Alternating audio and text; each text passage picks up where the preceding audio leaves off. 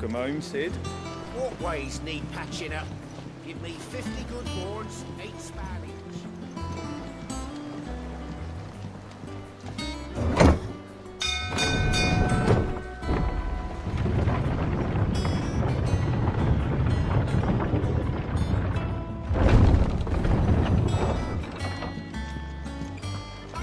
What became of Kupka? Why haven't we heard anything?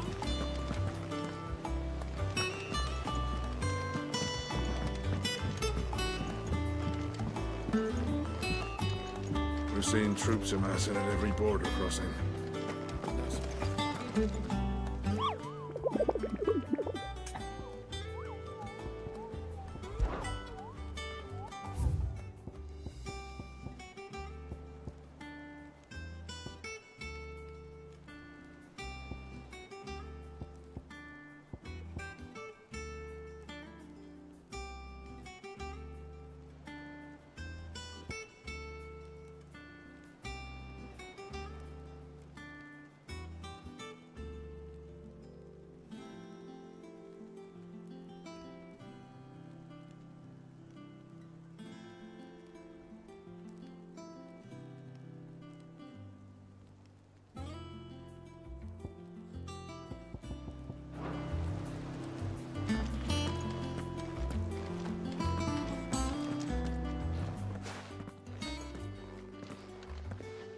Clive, you're back.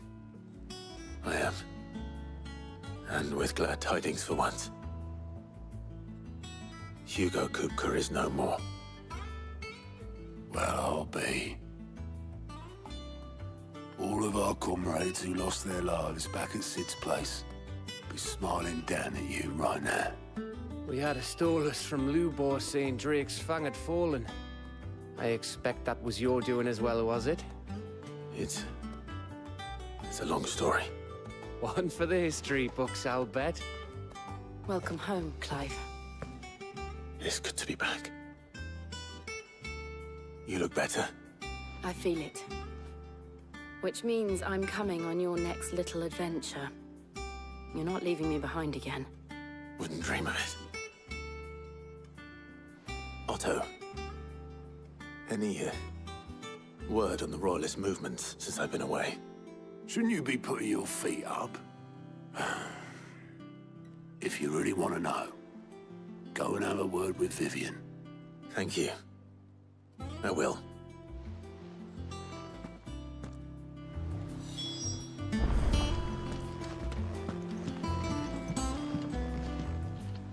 Ah, the conquering hero returns. And with hardly a scratch on him. I may have picked up one or two. Well, the fact that you came straight to me instead of visiting our resident Physica suggests that you picked up something more important. A scent. The scent of Waludas. The very same. But whatever plans Kupka was hatching with the Royalists, he took them to his grave. As did his men. Slaughtered by the orcs who'd taken over the Fang. Orcs, Vivian. I've never seen such creatures in Storm before. The Waludas must have ferried them over from Ash, but why? Why work to rescue Kupka only to invade his home, the mother crystal of an allied nation, and let both fall? It makes no sense. Do you know the tale of the blind men and the Adamantus? One can often be led astray by focusing too closely on individual details. One must instead see the bigger picture. And what bigger picture is there than my map?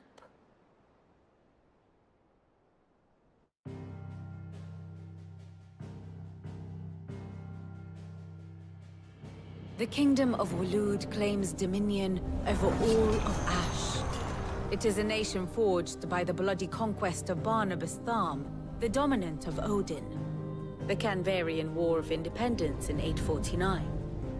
The Battle of the Twin Realms in 865.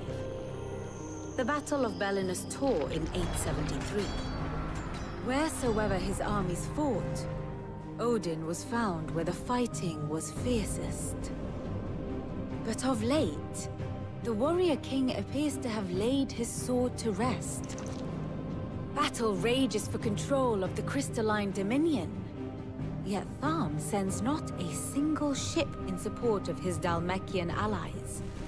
Meanwhile, the Blight ravages great swathes of Ash.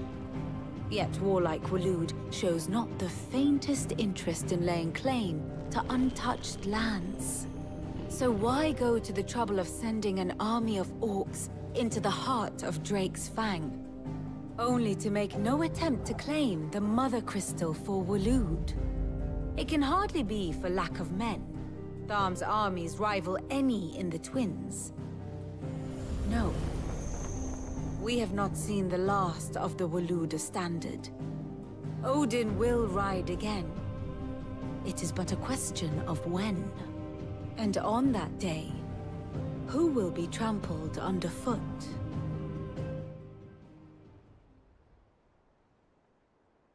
In summary, I know not to what end the Royalists betrayed Kupka. I know only that it is part of some broader scheme.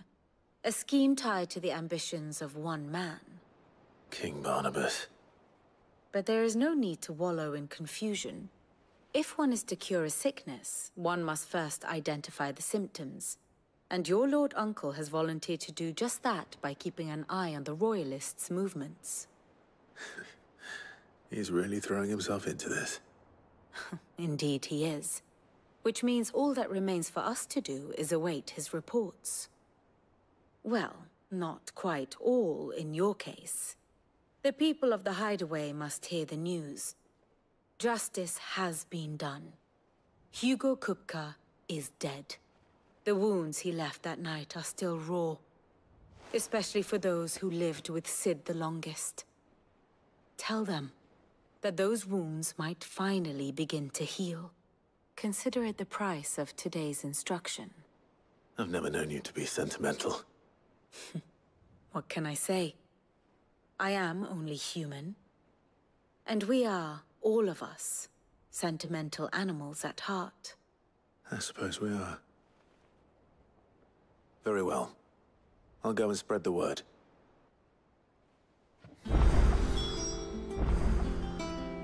Ah, my favorite pupil. I have the details here.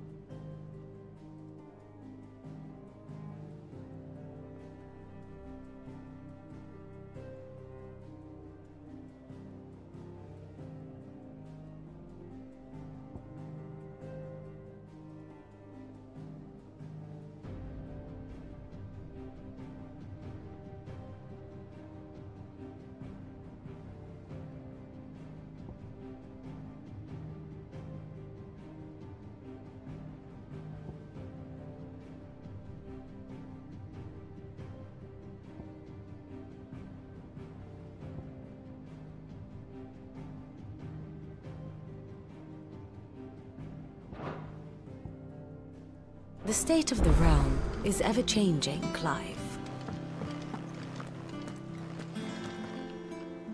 We're seeing troops amassing at every border crossing.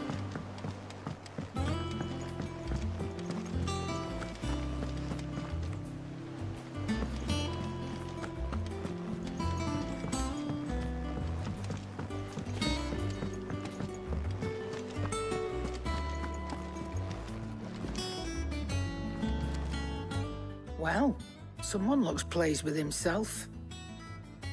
It's true what I'm hearing, then. Nothing escapes you, Lady Karen. It's true. Kupka is dead. No more looking over our shoulders, then. Good. I'm starting to get a crick in my neck. Don't let it go to your head, though.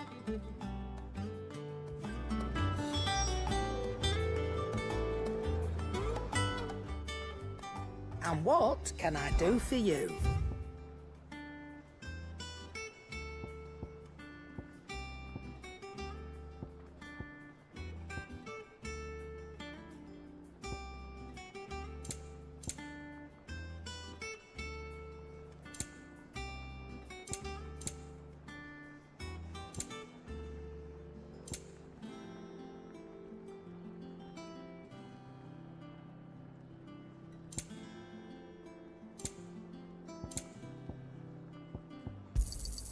You're rubbing me blind, you know.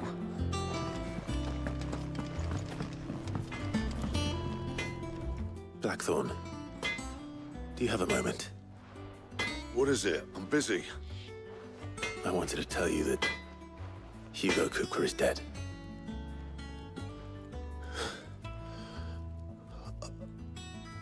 I can't tell you how long I've been waiting to hear those words. This is it then.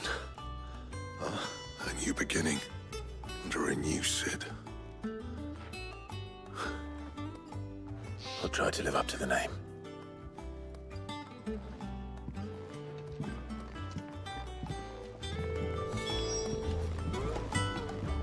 Back, are ya? What do you want?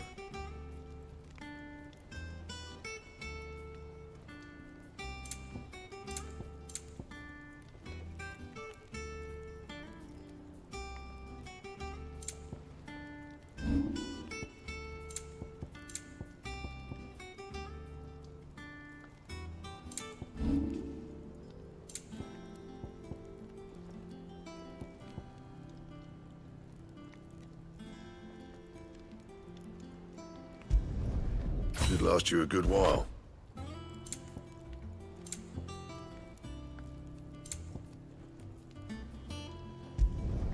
No scratches, all right?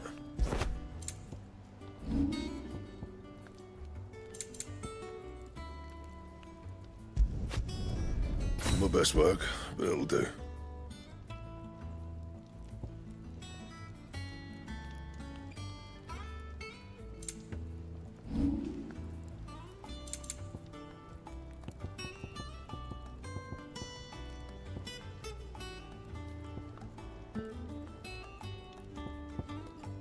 And?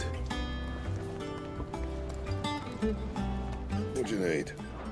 You're a good lad, Clive, and you make a fine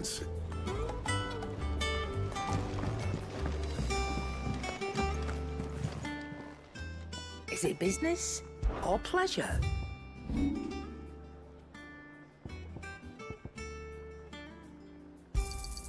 I'll be thankful you got that much. You got out else?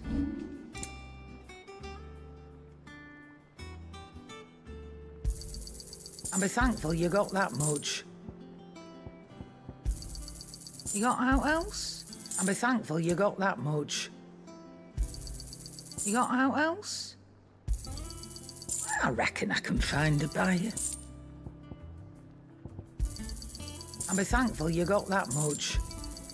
You got out else?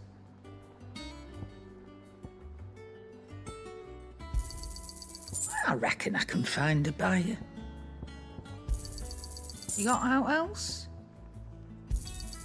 I'll be thankful you got that much.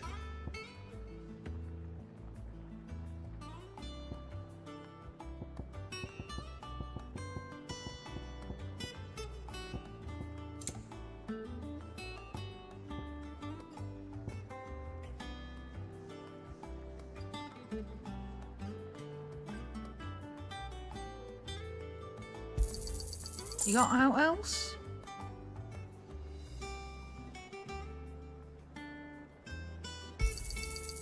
I reckon I can find a buyer. You got out else?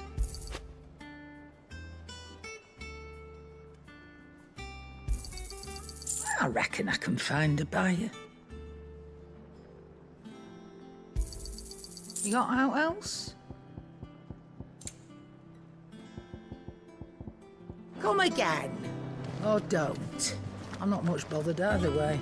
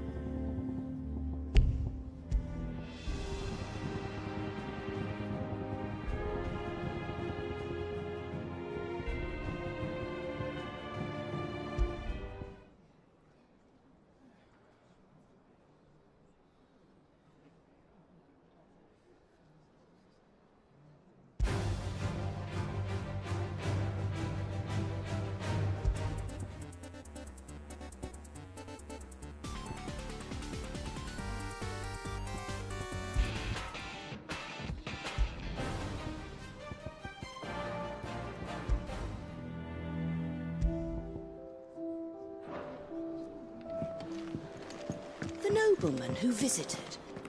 Was that really Sid's uncle?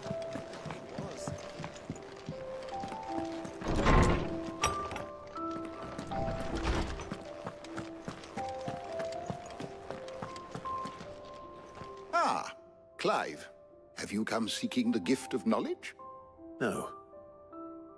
To share mine, actually. Hugo Kupka is dead. Oh my.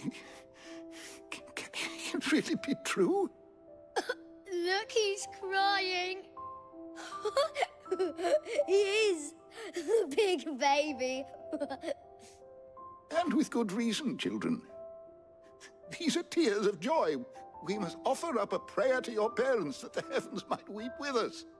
There shall be no lessons today, only thanksgiving and merrymaking. Go, put away your things.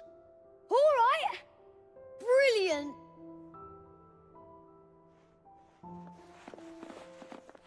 Finally, a new dawn has broken. It has. Thank you, Clive. I cannot wait to share the good news. Hippocrates. After Kupka fell, Ultima came to me. I need to know what he is. Have you learned anything? Alas, no. And not for want of trying. I have scoured nigh every historical tome in our collection and found nothing. Not even the sort of conspicuous absence that might suggest a concealment of fact. One is almost tempted to conclude that such a creature never existed. But I saw him. With my own eyes. I don't doubt that you did. Alas, it seems you are the only one who has. To others, he reveals naught. We see only that which he leaves in his wake, like some terrible force of nature beyond the ken of mortal man. A bringer of death. Whether the Ultima you met with was the being itself, or merely another projection of its power, I know not. But until I do, my investigations shall continue. Thank you. It means a lot. Right. Let's see if Otto has anything else for me. My knowledge is yours.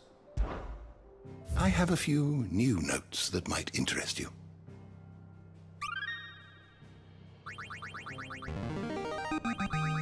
I have quite the find for you today.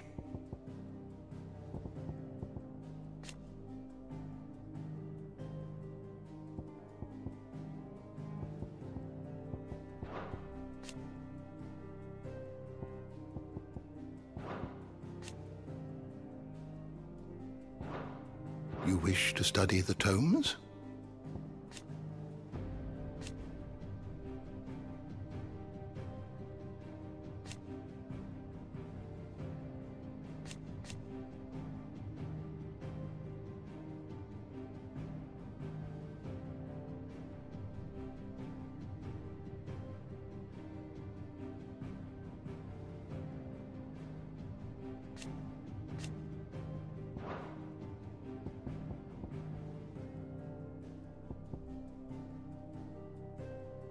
Did you learn everything you needed?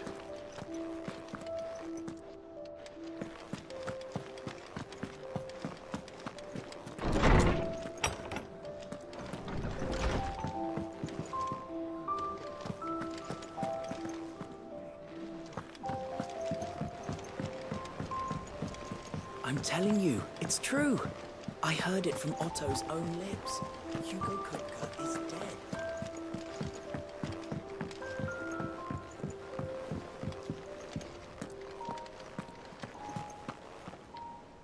You barely sat down since you came home. Vivian got you running errands or something? Just spreading the word.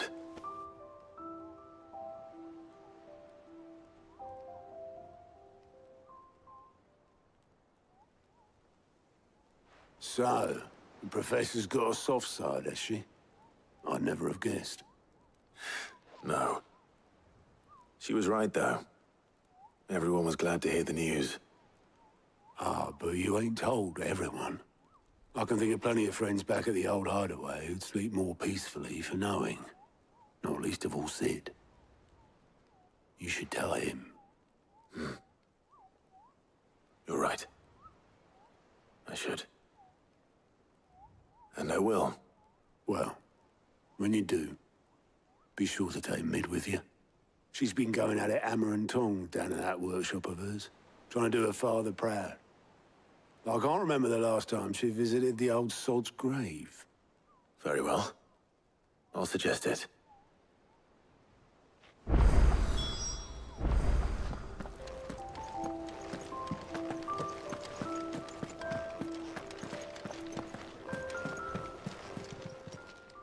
Fancy a look at the list, do you? Quick look.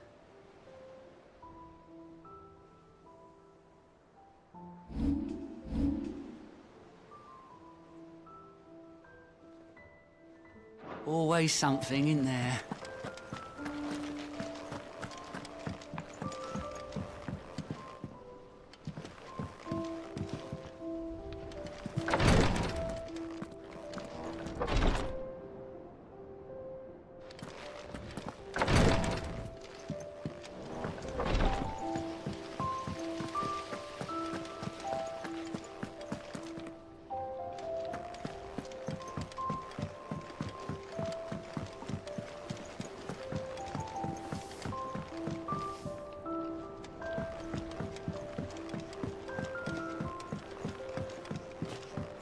Come up with something soon.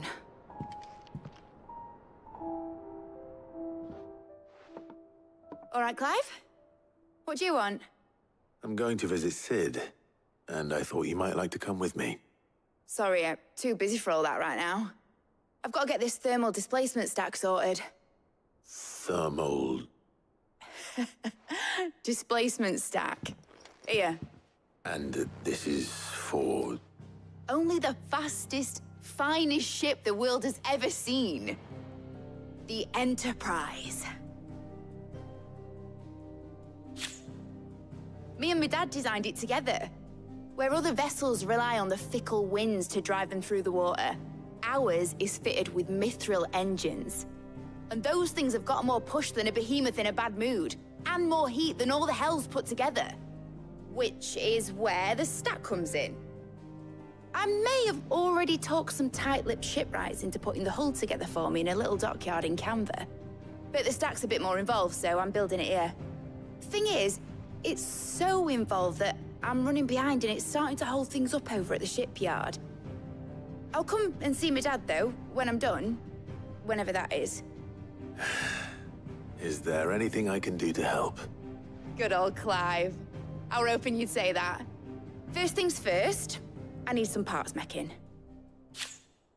The stack will be made up of 3 major components. There's the plating, here, that channels hot vapors away from the engine. The helm over the top, that disperses all that heat into the air. And the shielding around the sides. That stops the rest of the ship from going up in flames. A full suit of armor, then? Probably best to take it one piece at a time. Then you'll need to start with the plating. Everything else fits onto it. I've got the designs and the list of materials here. Show these to Blackthorn. He'll know what to do. I can't make head nor tail of them. Luckily, you don't need to.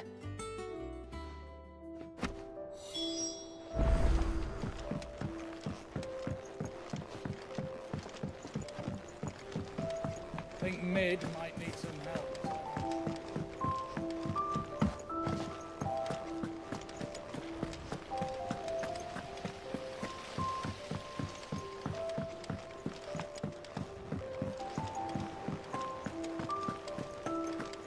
We're seeing troops amassing at every border crossing.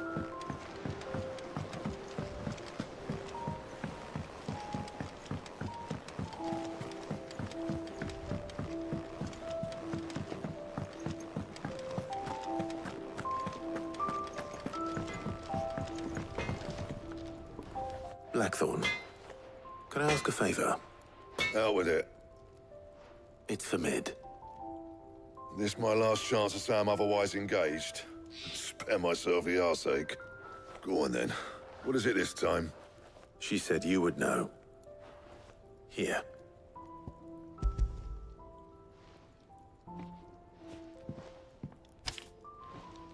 Krieger's Teats.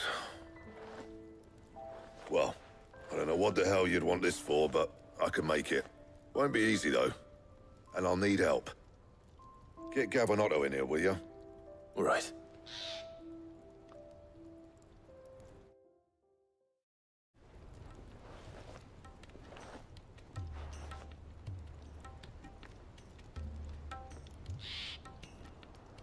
So Mid's roped us all in here again, hasn't she?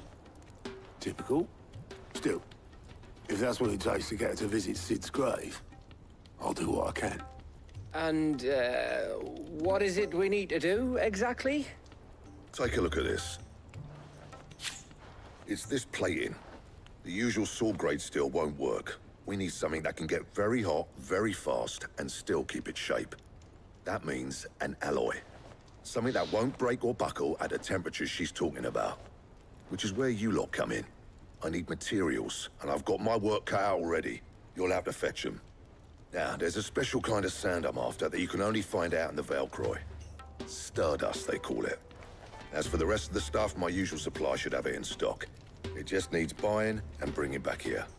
Well, we'll get it done quicker if we split up.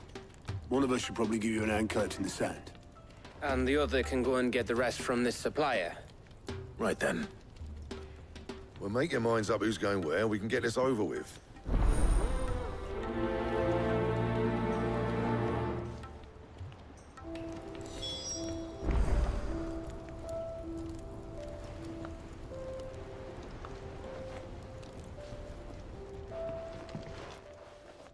You going after the Stardust then, are you? Which one of these two lucky souls is going with you?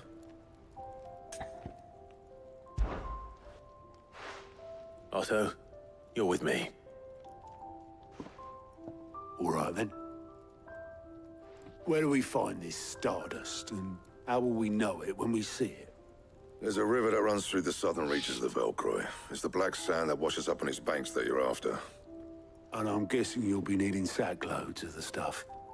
Might be worth hiring porters at the Dalimil Inn. I'll head down there. See about finding us a wagon. All right. I'll meet you by the river. Yous two take care, eh? I'll go and see this supplier. Just don't let the bastard fleece you, eh? He wouldn't do that. He's Blackthorn's mate. Isn't he? Best of luck.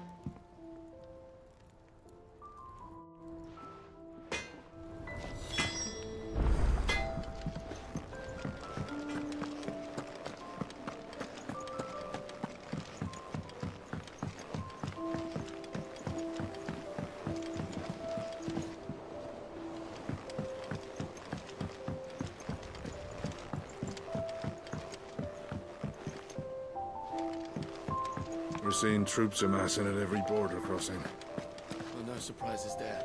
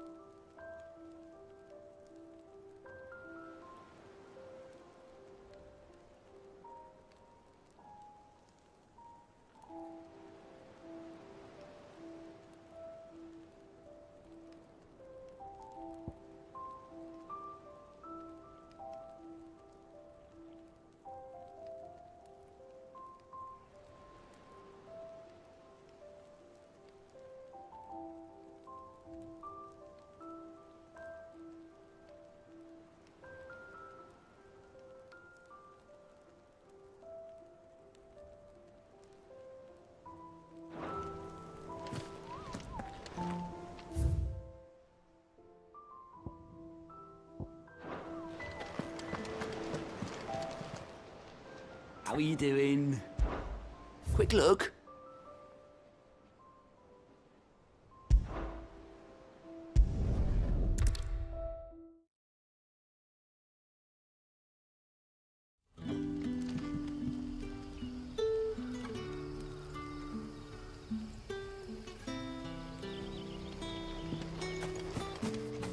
Good day to you.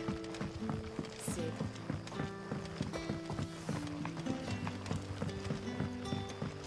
The crystals we get from the tailor all but worthless. Any friend of the innkeeper is a friend of mine.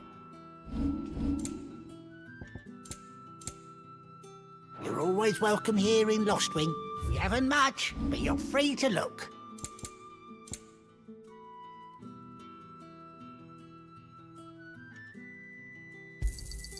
I trust it's all here. You're always welcome here in Lostwing.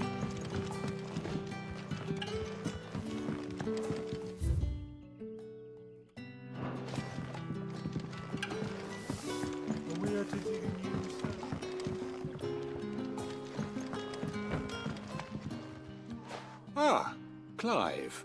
Your timing is exquisite, as always. I have a concern which you may be able to assist me with. Go on. There are whisperings afoot of shadowy figures having been sighted outside the village. Rustlings in the undergrowth, suspicious noises. My people fear that they are being watched.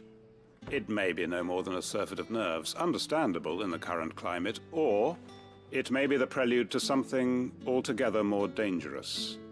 Given what I hope you'll forgive me calling your nose for trouble, I wondered if you might investigate. Of course. Excellent. You might begin by speaking with the good citizens of Lostwing. Listen to their tales, and make what you will of them. All right. I will.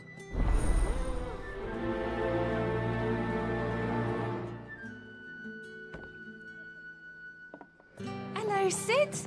Take a seat where you like. Right. Let's see what the people of the village have to say. I'd better find out if this is just nerves, or something we need to take more seriously.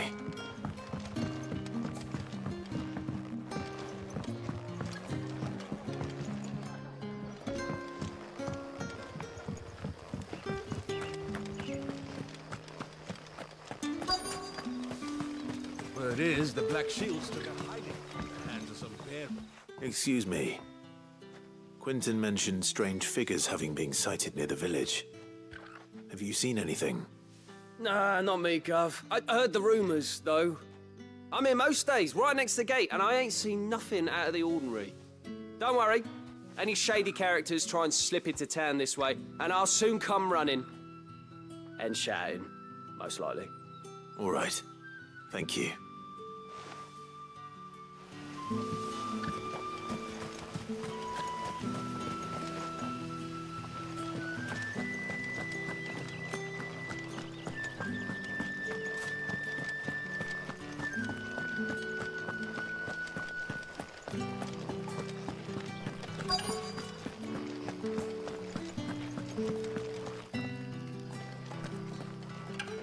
Do you have a moment?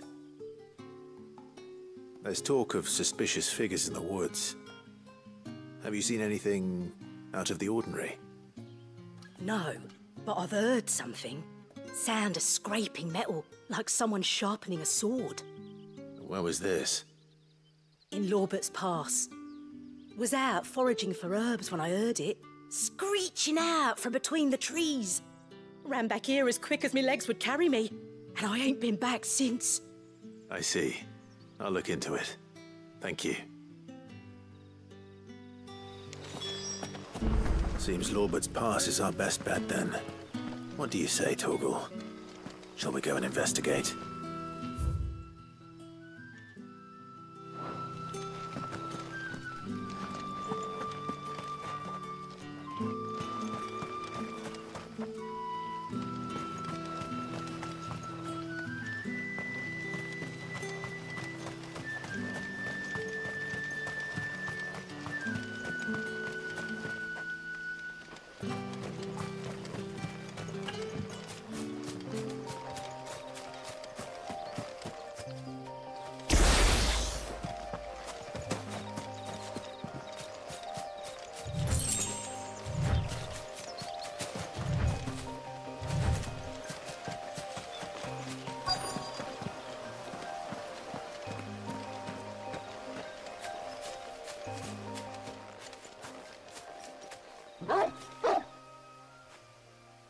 You there. Fuck! He's seen us. Get them before they escape! Black Shields. Here. What the hell are you doing here? What is it to you? Not that we give a damn. All that matters to us is that you don't leave here alive.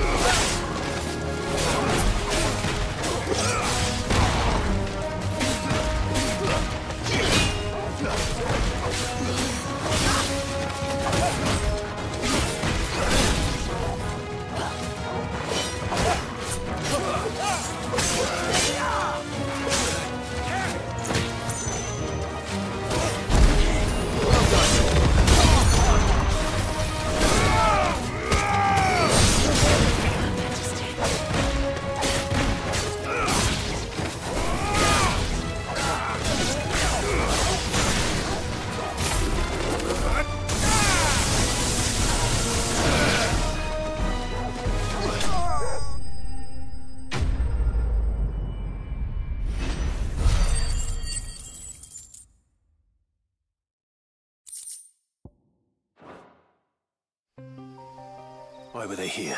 Were they planning an attack on Lost Wing? I need to warn Quentin.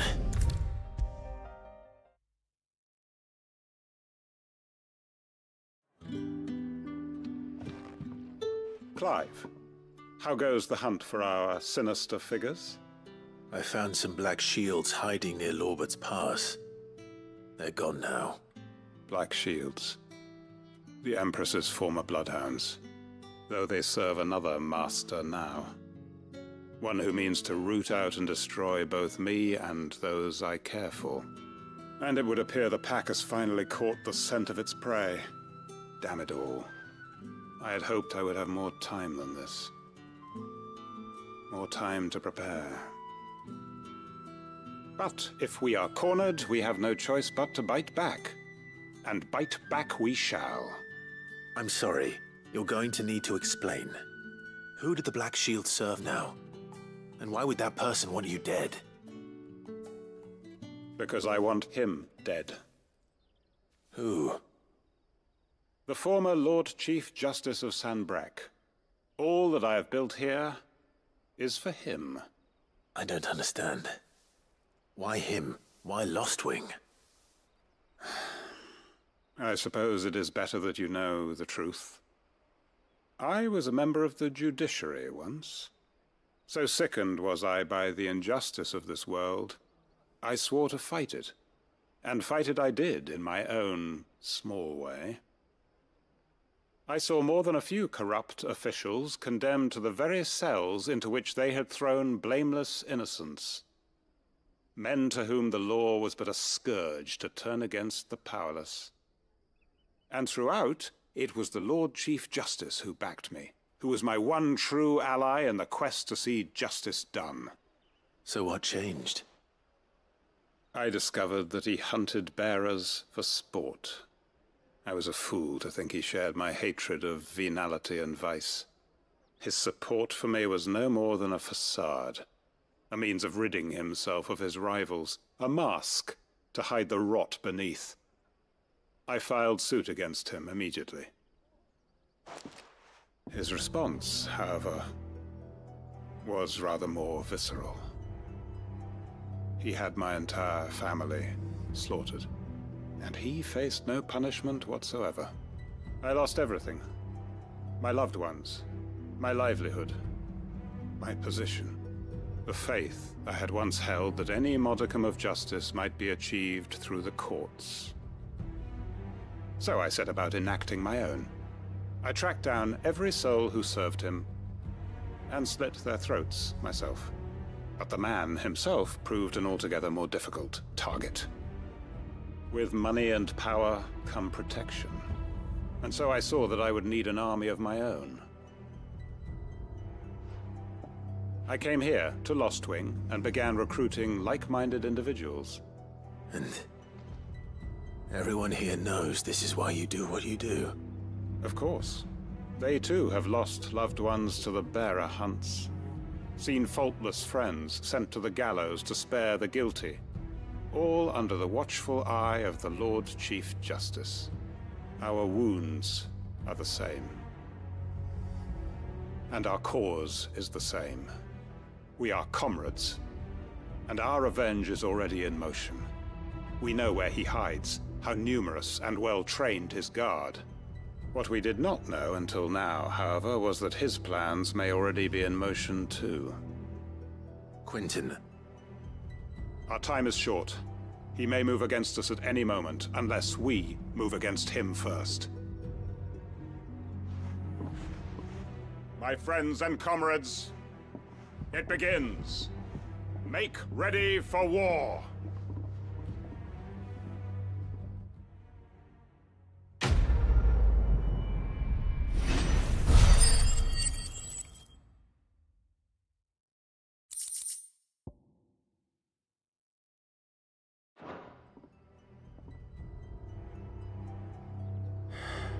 I'm not going to change his mind.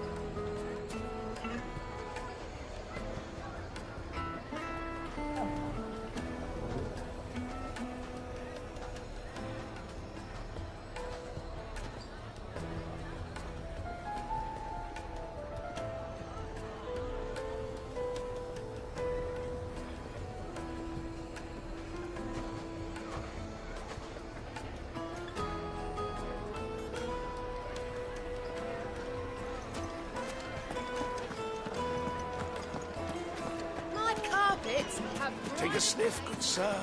You'll be transported. Sure. Gone, just like that. And without so much as a by your leave. What's the matter? It's my apprentice. He up and vanished while my back was turned. I'd go and look for him myself, but I've got a bakery to run. A bakery that's now short one pair of hands. Loath though I am to rely on the kindness of strangers, I'm at a loss. Please, will you see if you can find him?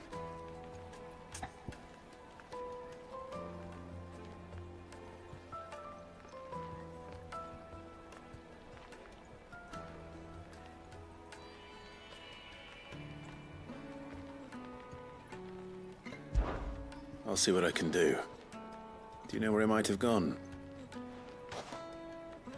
I wouldn't be surprised if he was off somewhere mooning at Drake's Fang.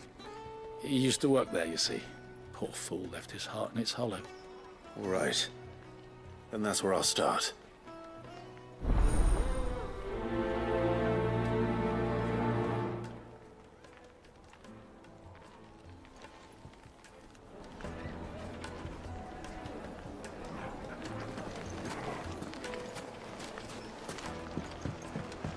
Oh, where did all the men of rock go? Made from the stoutest stoneware. Won't ship.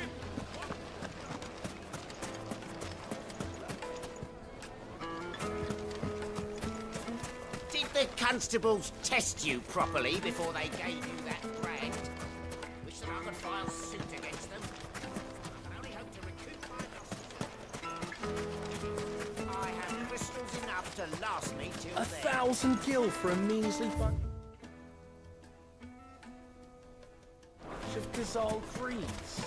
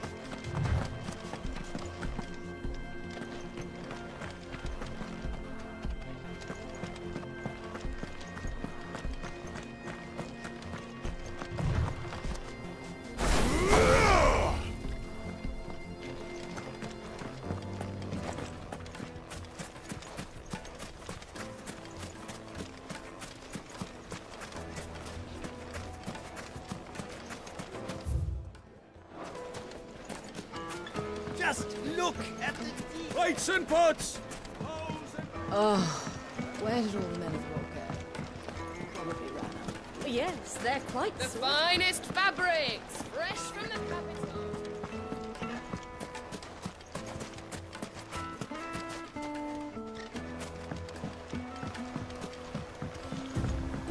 Looks like I found the river. Now where's Otto?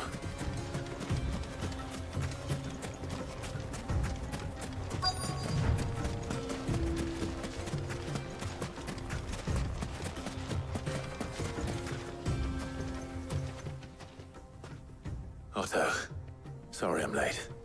Oh, Clive. I had a quick scout about, and I reckon this area's our best bet.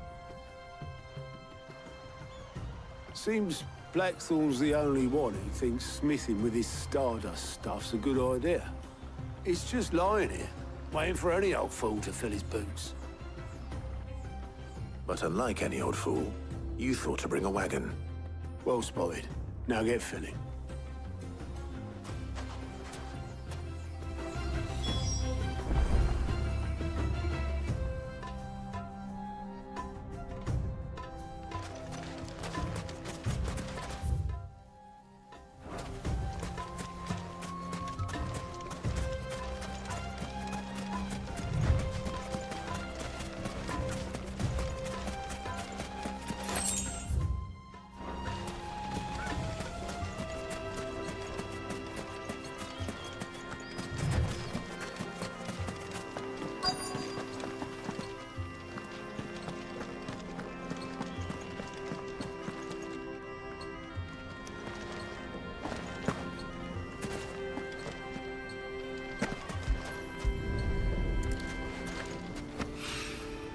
So this is Stardust.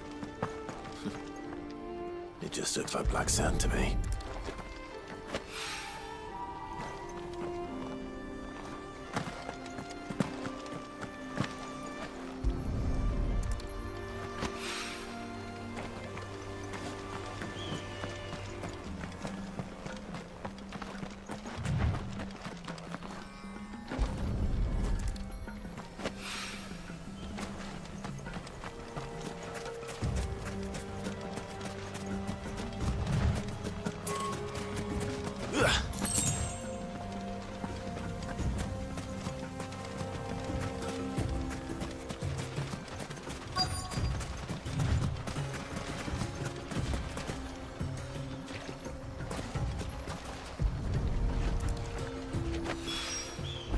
That should be enough for now.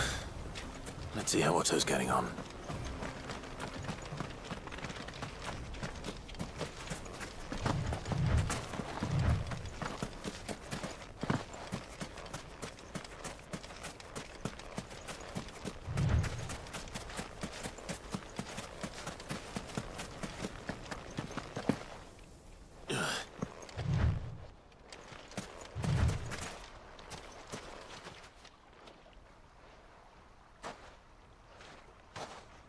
How much did you get? Enough. I hope.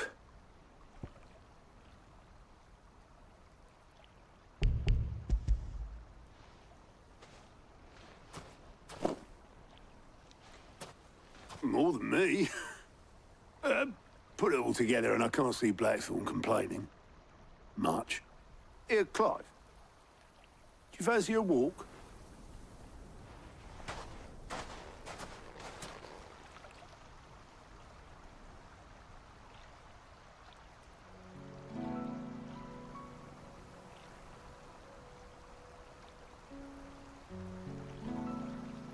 Sid would be proud. Of what? Of you, you idiot. The way you've carried on what he started. When we first met, I had you down as a spoilt little puppy who enjoyed nothing more than biting the hand that fed you.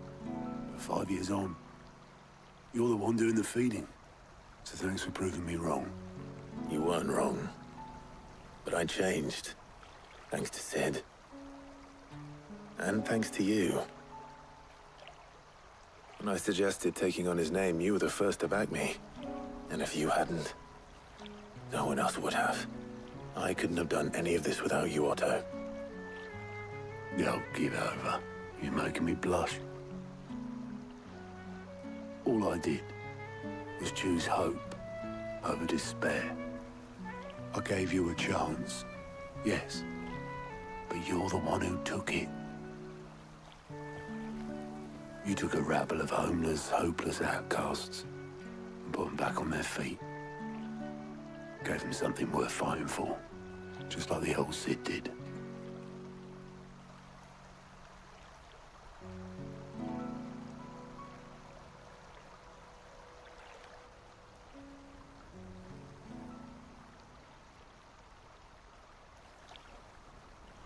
About time I was heading back, I reckon.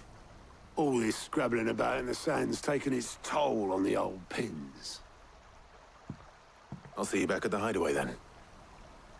You can take a well-earned rest when you get there. Oh, I plan to. Believe you me. But I'll make sure Blackthorn gets his precious black sand before I put my feet up. He'll only moan otherwise.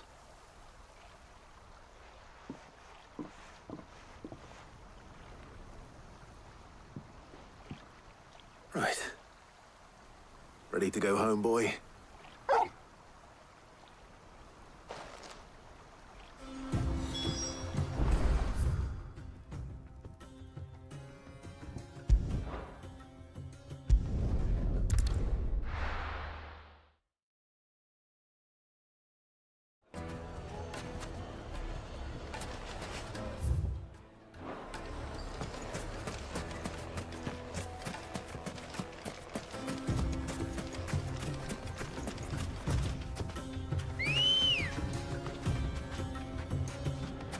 Come on.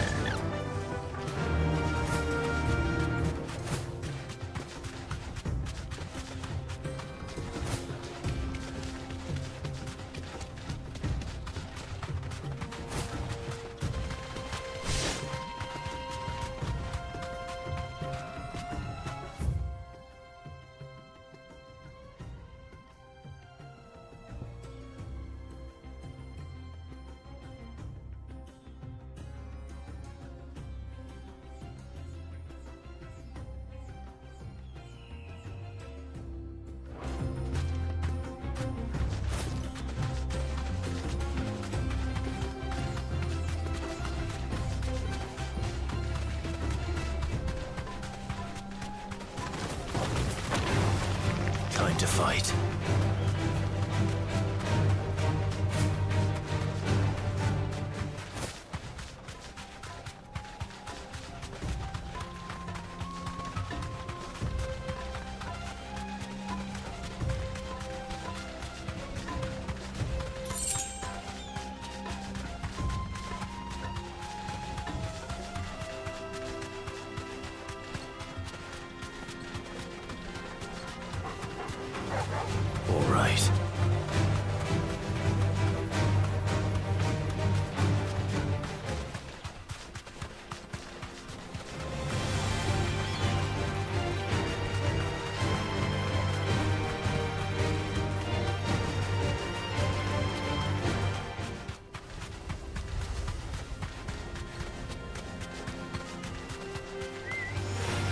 Damn vultures.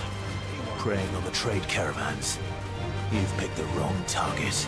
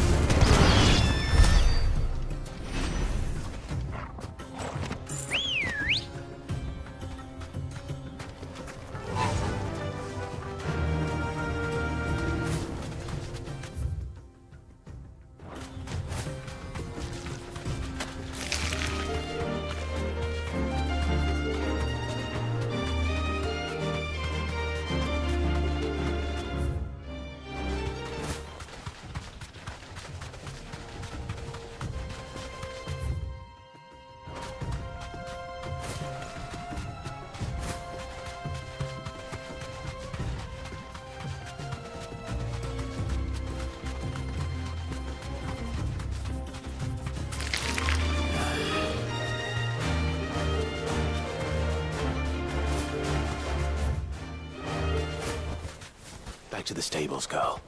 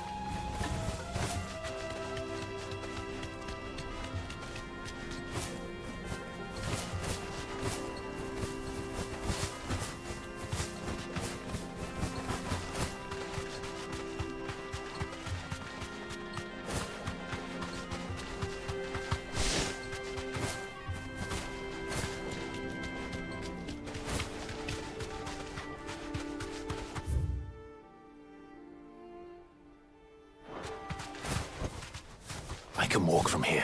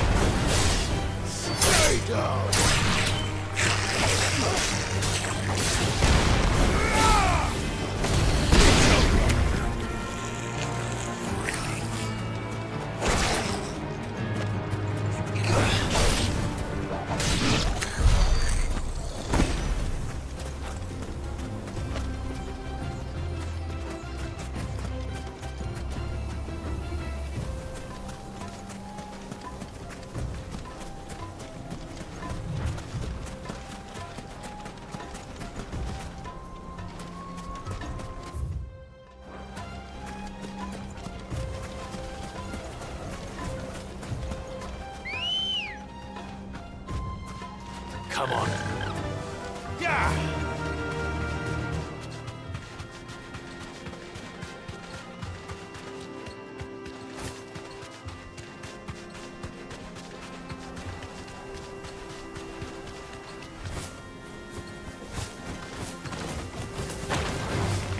Time to fight.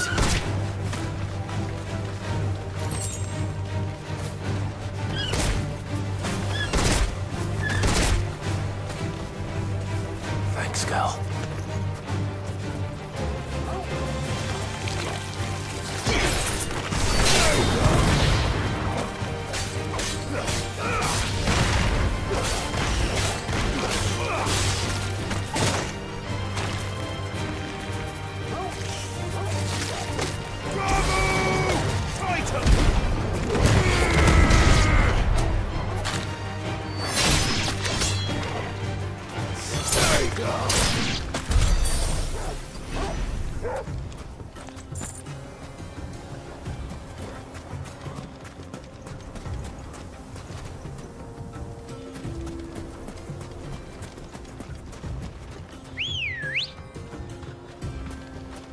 Ready, go?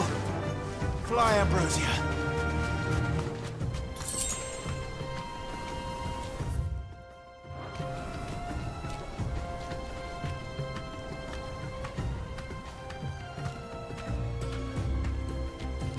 You deserve a rest.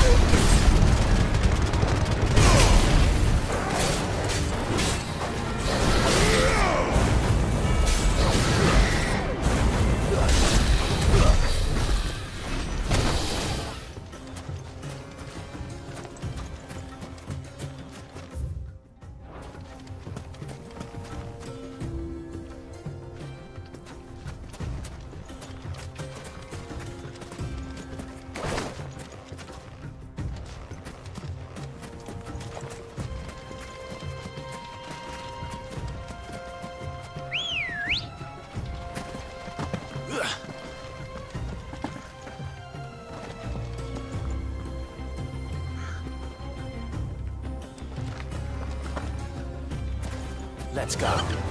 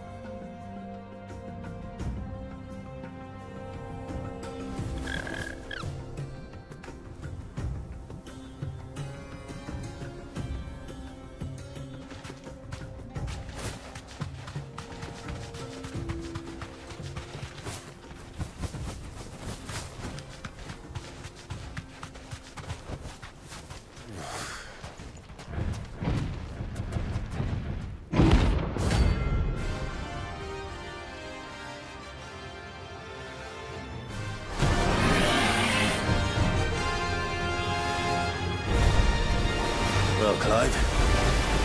It looks like you're gonna need an even bigger sword.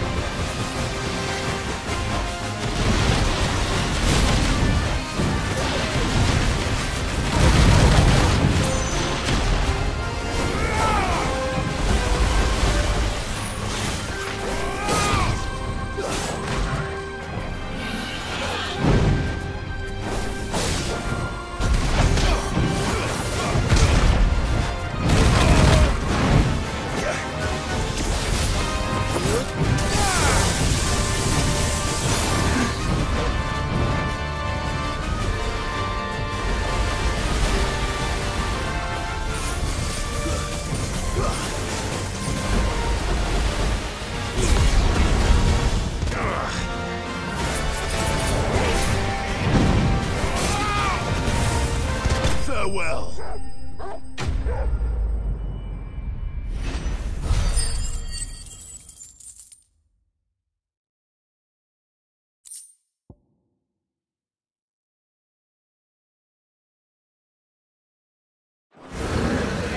It should have stayed in its shell.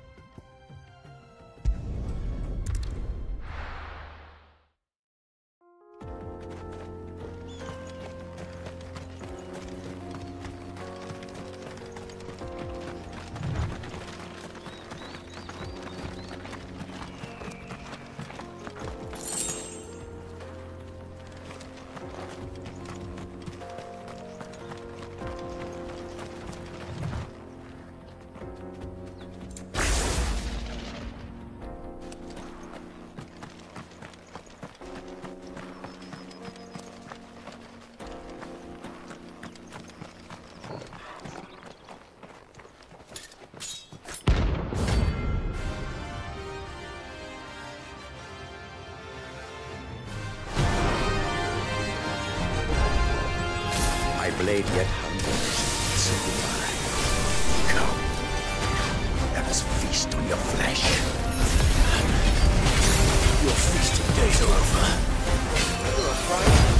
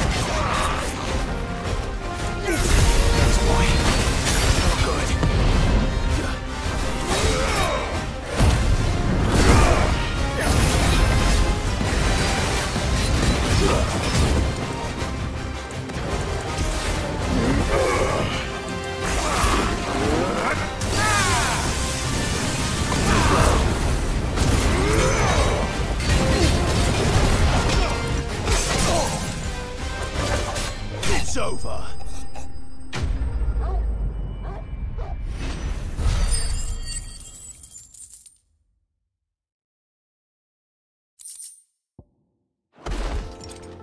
Those who kill for sport deserve no better.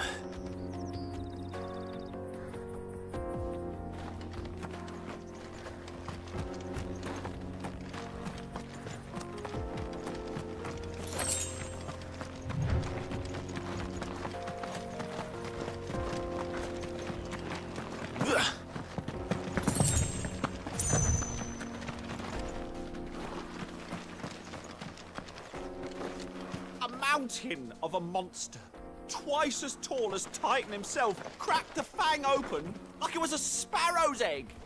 I swear on my grandmother's grave, I saw him.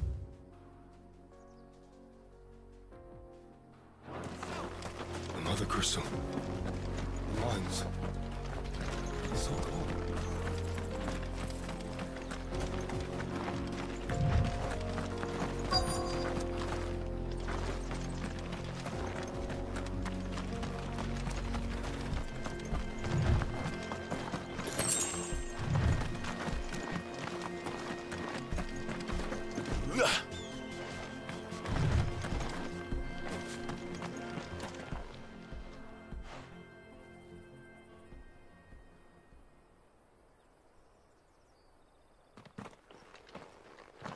Excuse me. What do you want? The baker sent me to find you. I am a sorry, selfish sod, aren't I? Certainly not a baker. Master must have ruled the day he took me in. Time was the sight of the fang used to calm my nerves. But now look at her. I take it you missed the Mother Crystal. I hated her, but she was all I knew. Worked her mines for years. And when she shattered, part of me shattered with her. I had to trade my pickaxe for a rolling pin, but I'm no good at baking. Every loaf I touch collapses. My bread's as hollow as I am. She was the only thing that could fill the hole inside me. Oh, I loved her, damn it. But now she's gone. She's never coming back. What am I supposed to do? I ask her. How does a shell of a man learn to live again?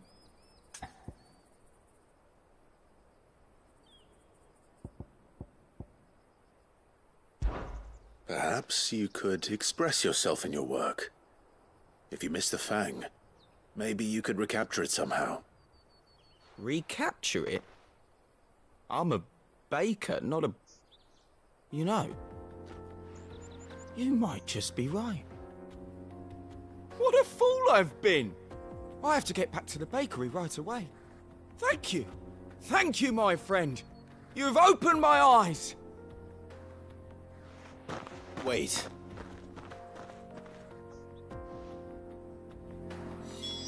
Suppose you won't be needing an escort then.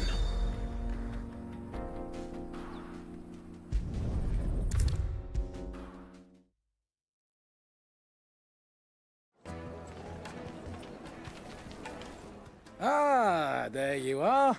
The man who lit a fire under my wayward apprentice. Though I worry you might have stoked the flames a little too high. He damn near ran me down trying to get to my oven. Master, it's ready. Behold the Drake's Balm. A truly unique creation. I dare say it is. Just look at it. A perfect likeness of the Fang herself. Her steepled peaks, her fulsome spurs, her inviting hollow. True, my loaves collapse more often than not, but what's the Fang without her crater? Why, no Fang at all. And look, inside. She's filled to bursting with a bounty of beautiful crystals. Salt crystals! Master, I have found my purpose. I must use my work here to preserve the memory of the Fang. Well, if it tastes half as unique as it looks, I'd certainly say you're onto something. Not only is my apprentice back, but he's finally pulling his weight. With any luck, I might even have a new delicacy on my hands. I don't know how you did it, but you have my thanks.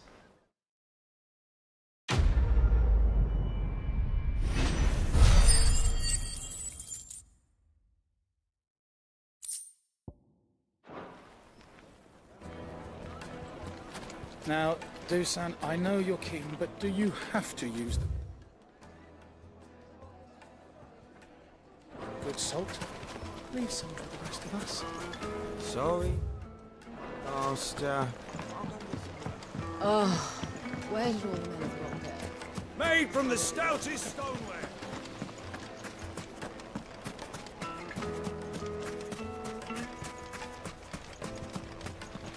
Good day, my lord.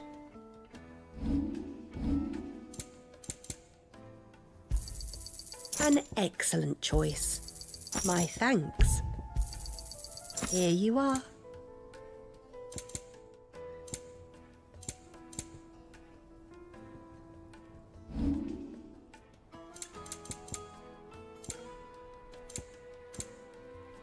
Go with Gilbert.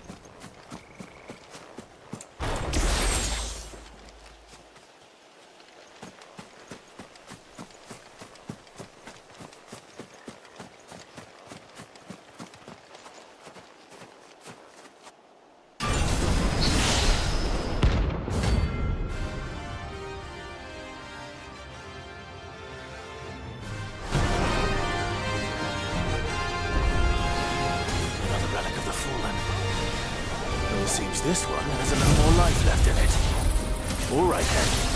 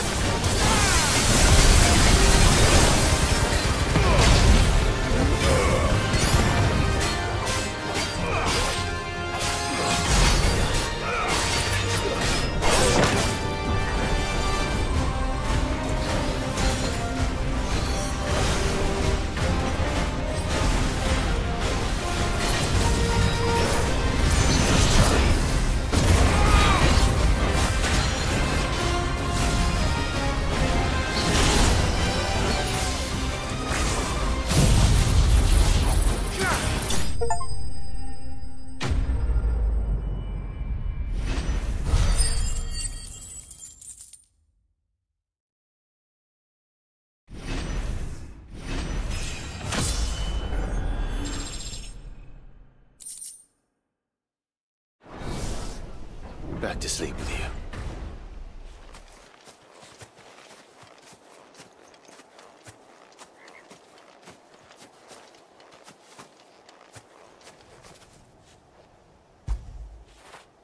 That feel good, boy.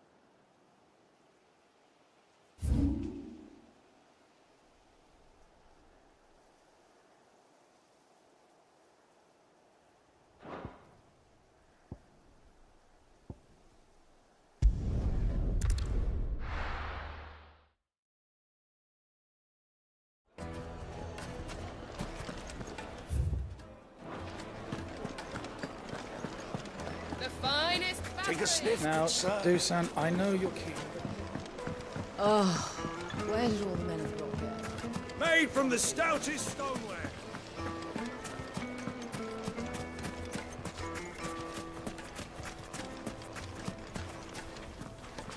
Are you looking for something in particular? An excellent choice. Here you are. An excellent choice.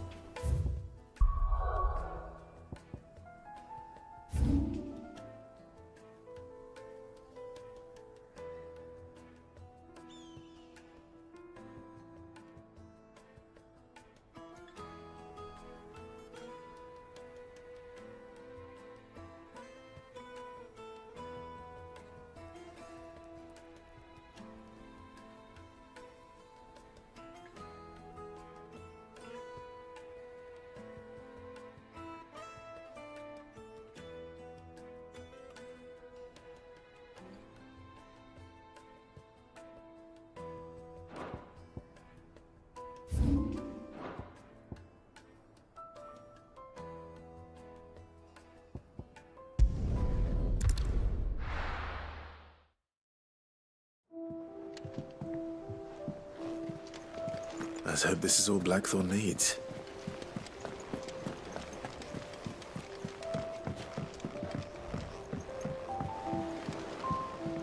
We're seeing troops amassing at every border. Welcome to the Patron's Whisper. Your benefactors are a generous lot.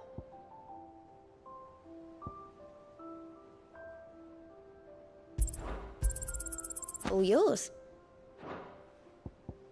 Come again. I may have more for you.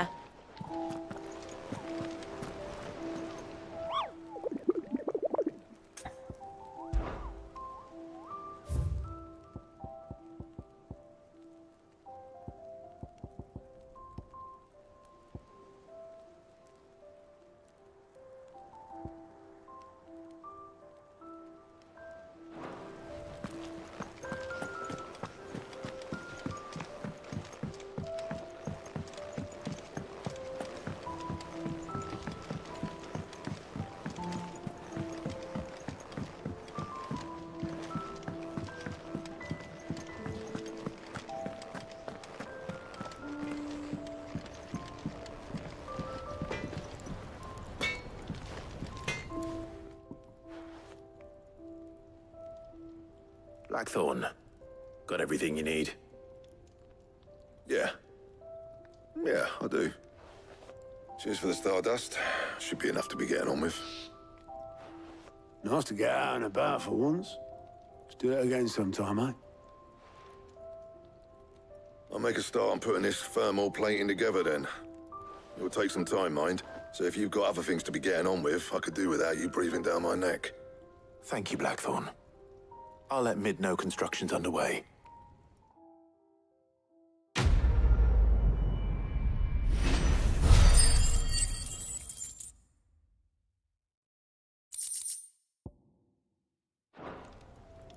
Suppose we'd better be getting back to work too. Give us a shout if you need anything.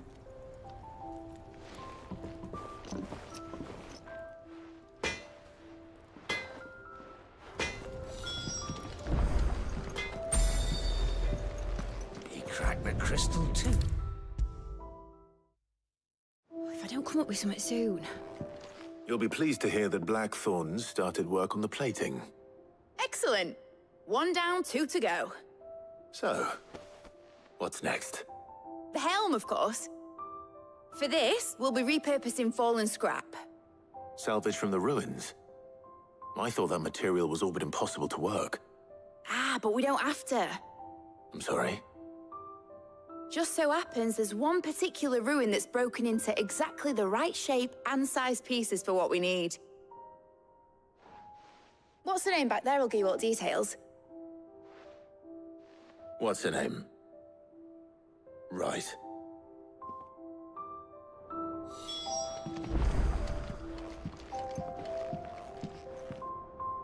Oh, Sid, is this about the helm? Yes.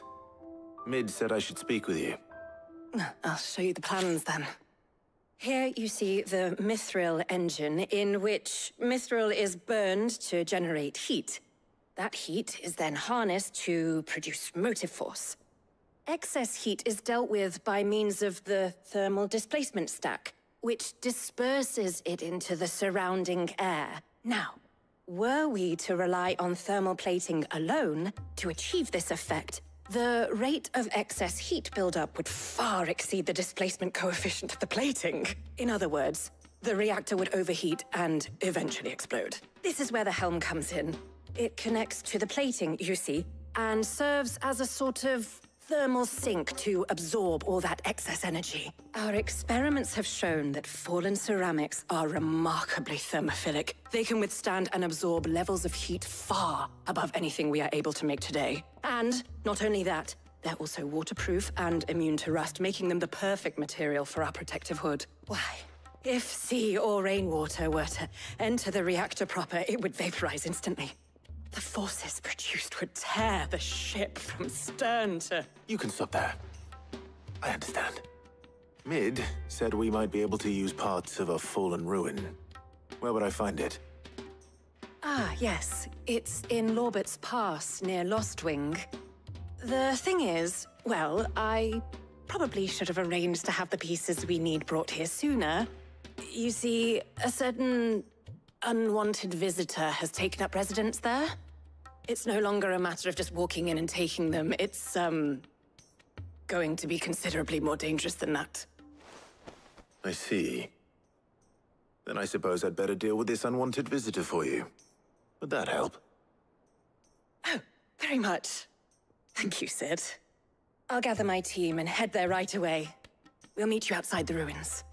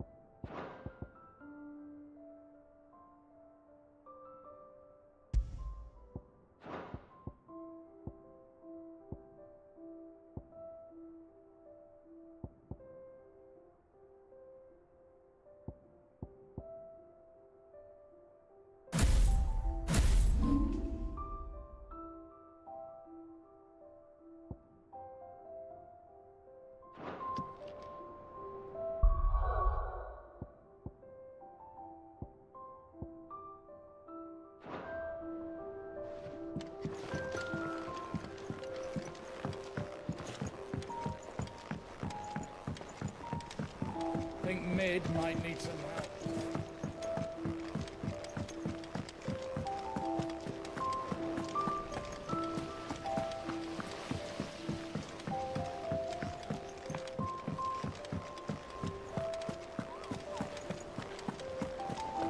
We're seeing troops amassing at every point.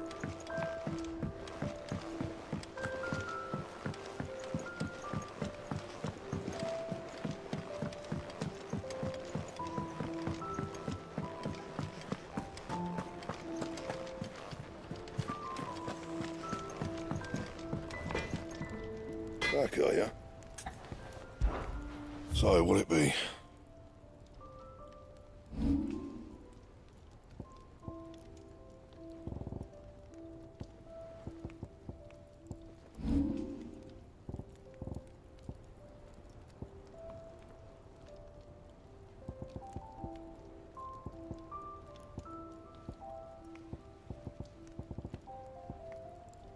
That it?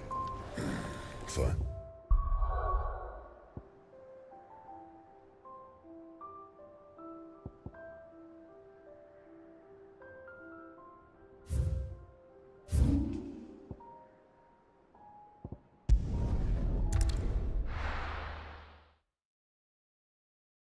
I'll be taking you all to a storehouse in the Bales. Leave anything you don't need behind.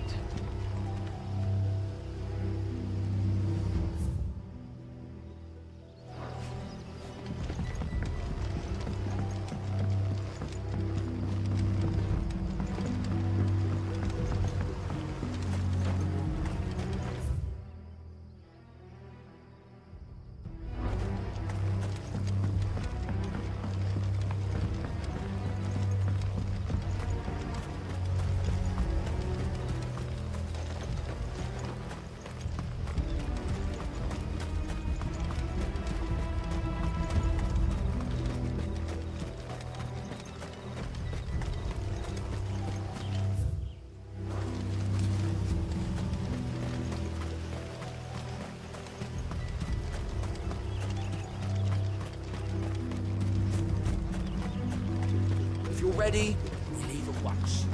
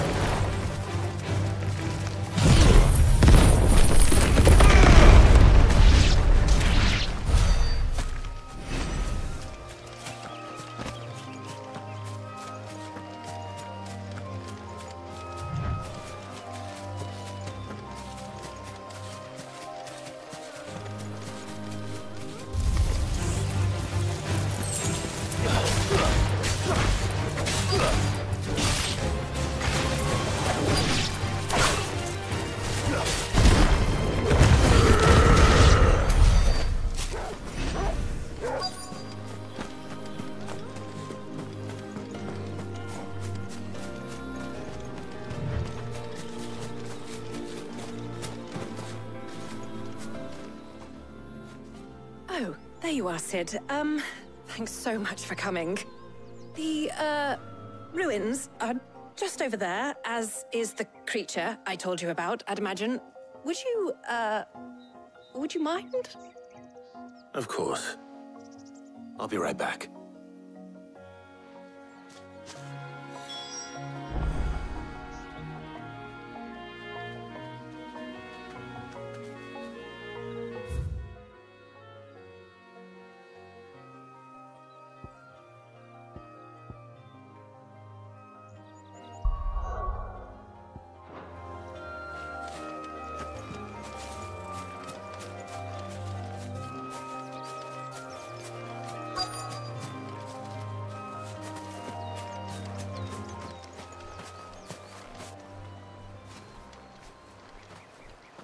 Anybody home?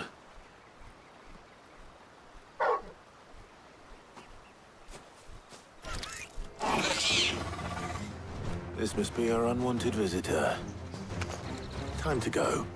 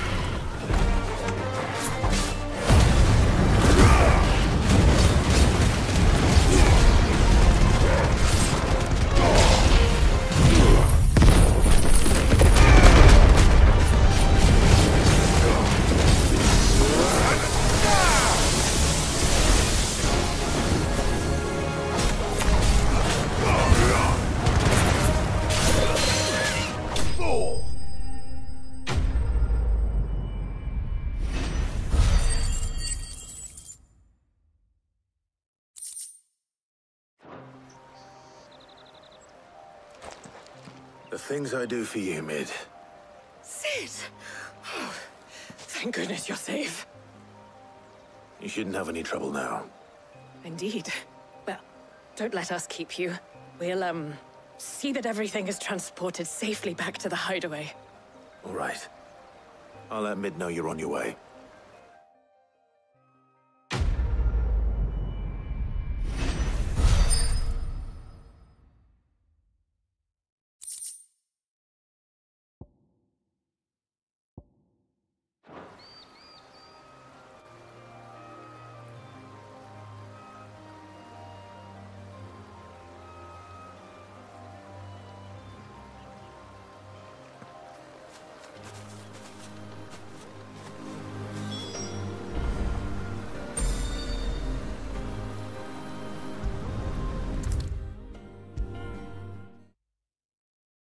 If I don't come up with something soon.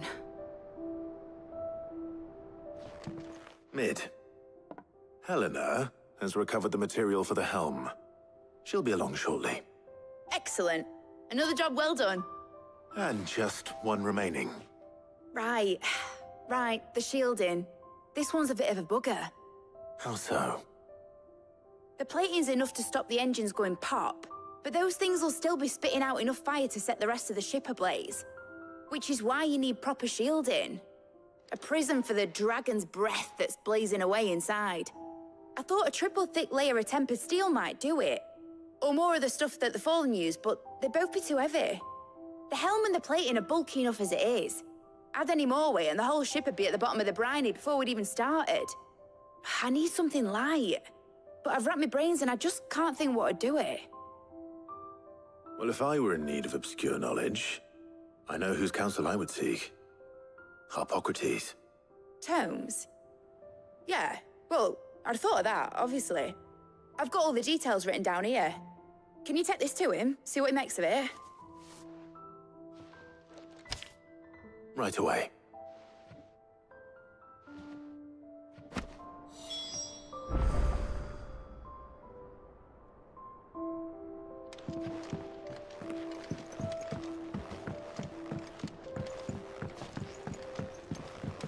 I think Mid might...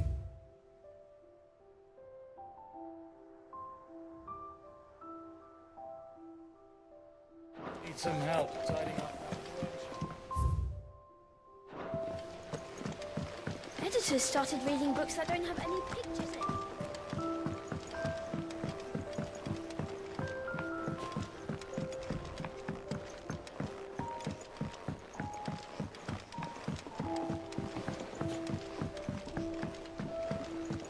I went up to give some greens to the dragon.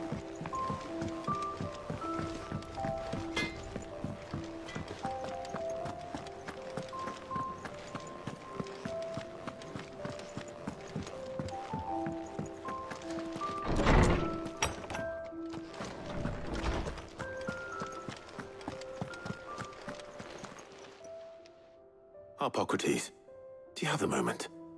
For you, Clive, always. Well, actually, it's for mid this time. Could you take a look at this?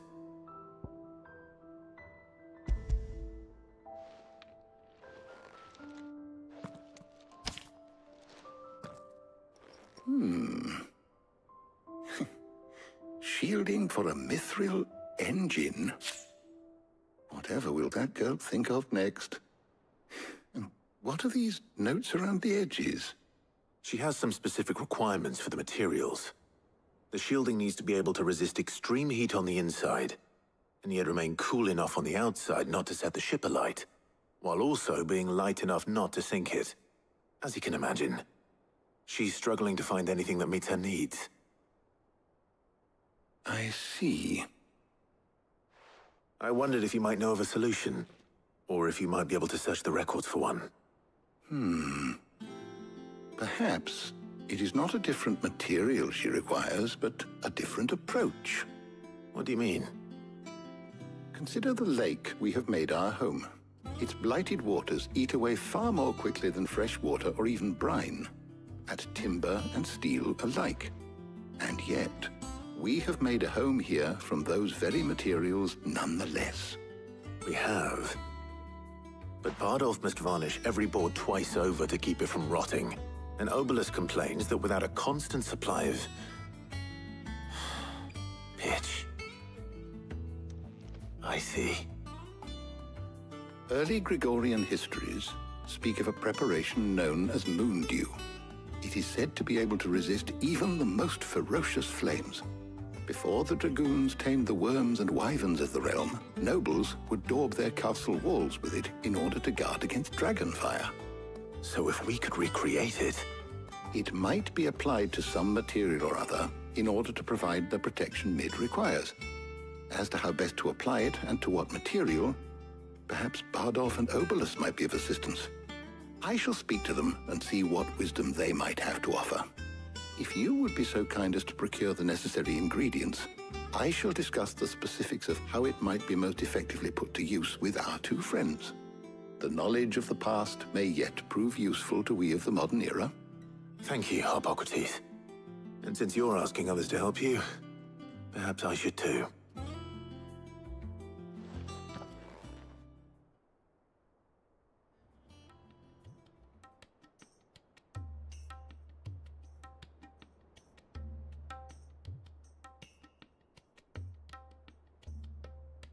So you need a hand, do you?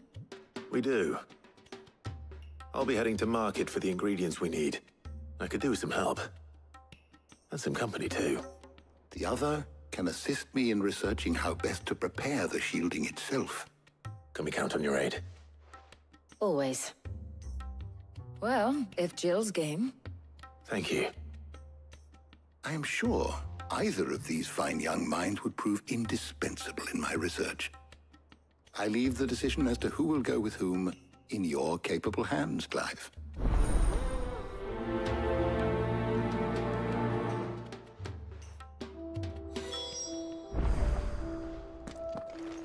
Shielding that guards against even the most ferocious flames. I could have done with some of that on Justinus.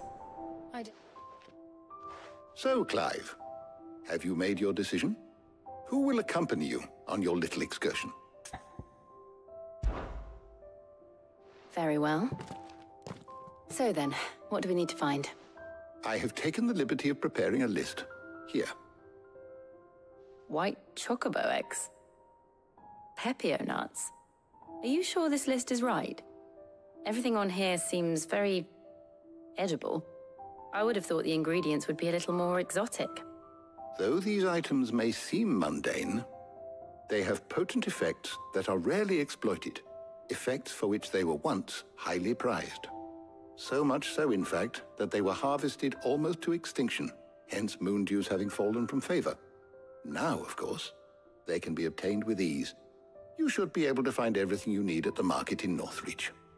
Is that so? I've been meaning to visit Northreach anyway. I'll set out now. Join me there when you're ready. I will. Until then. You two enjoy yourselves. You too, Talia.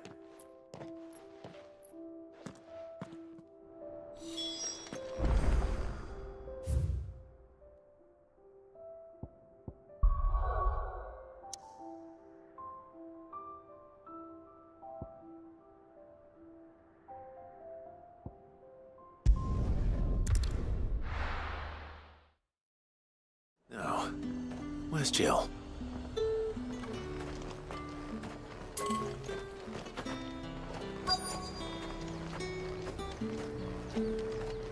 Do you see anything you like?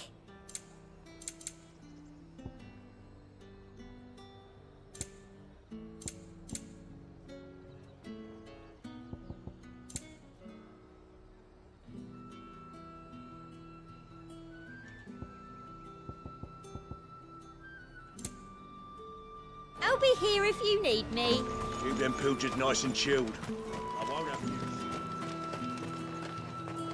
Are those Pepio nuts? You can never tell. How goes the hunt for ingredients? I've only just started. I'm sure everything we need is somewhere amongst all these stalls, though. Why don't we split up and see? We'll take a couple of ingredients each. All right. What am I looking for? How about you look for the Pepio nuts and some garlic? I'll find the other things we need. We can meet by the gate when we're finished.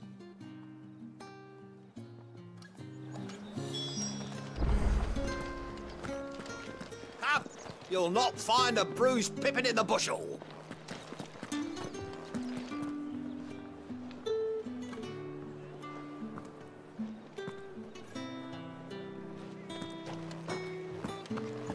Fresh cuts. Come and get them before they're gone. Any friend of the innkeeper is a friend of mine.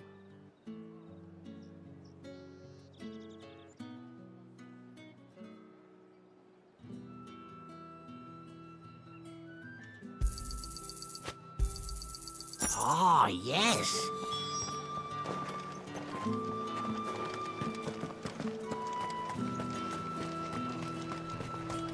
There's talk.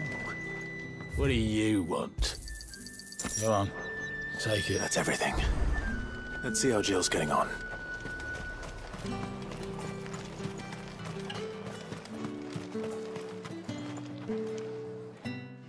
Did you find everything? I did. Here.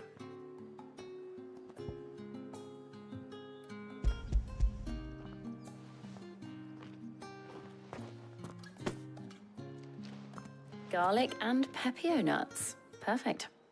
Now, all that remains is for Harpocrates to somehow turn all this into what Mid needs to keep her engine cool.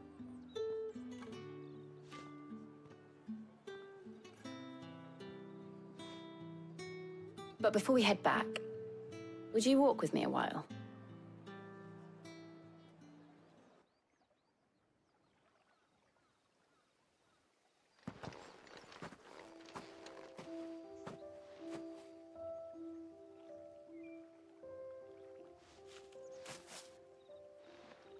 Thank you for asking me to help you today. It makes a nice change. It does. It's good to get away from all the battle and bloodshed for once. Just being here reminds me of when we were children. Do you remember? Walking down Market Street in Rosalith, taking in the sights and smells. How could I forget? What with Torgal's antics. Remember how his nose would prick up at the scent of sausages? He'd go racing away and we'd have to go running after him. We wouldn't catch you now, would we, boy? Was there anything you wanted to buy for yourself while we're here? There was, yes. Well, sort of. Molly in the kitchens told me about a place that sells particularly good pies. Thought you might like to share one with me. I would. Thank you. And I saw some bread.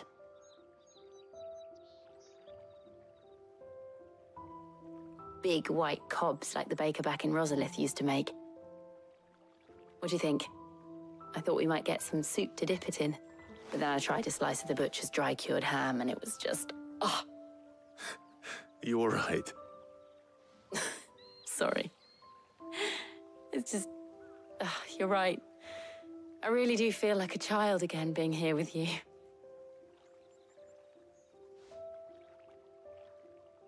Clive. Is it wrong of me to enjoy this? No, Jill. This is how life should be.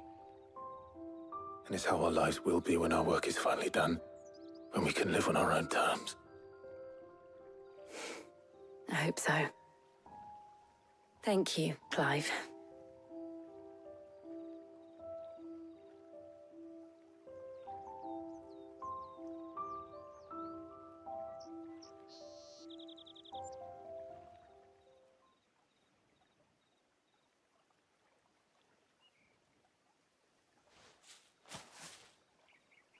Well, I suppose we better be getting back. I need to give these ingredients to Harpocrates and Talia. I'll see you at the hideaway. Take care. I will. You too.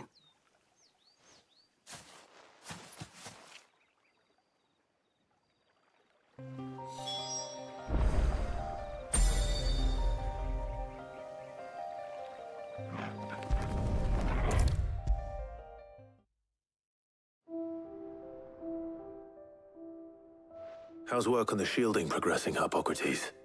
Well, very well indeed. And thanks in no small part to your kind assistance. I was just explaining to Talia how we might best go about preparing the moon dew. And now that we have all the ingredients, we may begin. You can count on me. I've mixed more than a few mysterious concoctions in my time. I'm sure you have. What about the shielding itself? Work is underway, under the watchful eyes of Bardolph and Obolus. Apparently, it'll be ready soon. Thank you. All of you. Right then. Jill, would you join me in the infirmary? Many hands make light work and all that. Of course.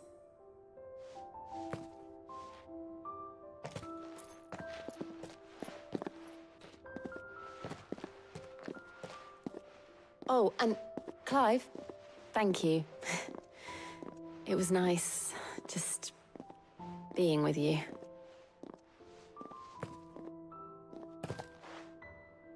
It appears our work here is almost at an end. A shame. I was enjoying playing the man of action for once. When both the shielding and the moon dew are ready, it will merely be a matter of applying the one to the other. Followed by a rigorous process of testing and retesting, of course. Perhaps someone ought to warn young Mid of that. Leave it to me. Thank you, Harpocrates.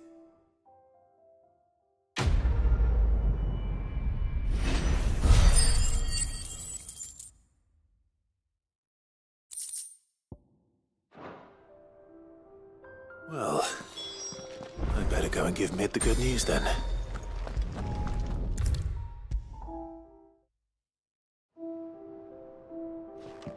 Sorry to keep you waiting, Mid, but you'll be pleased to know that work on the shielding is underway.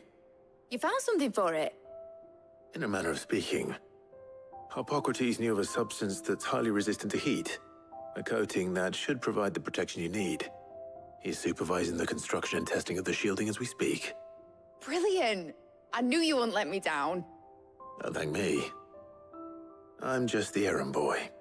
Right then, better start working out how to bolt all these bits together. To the Black Hammer!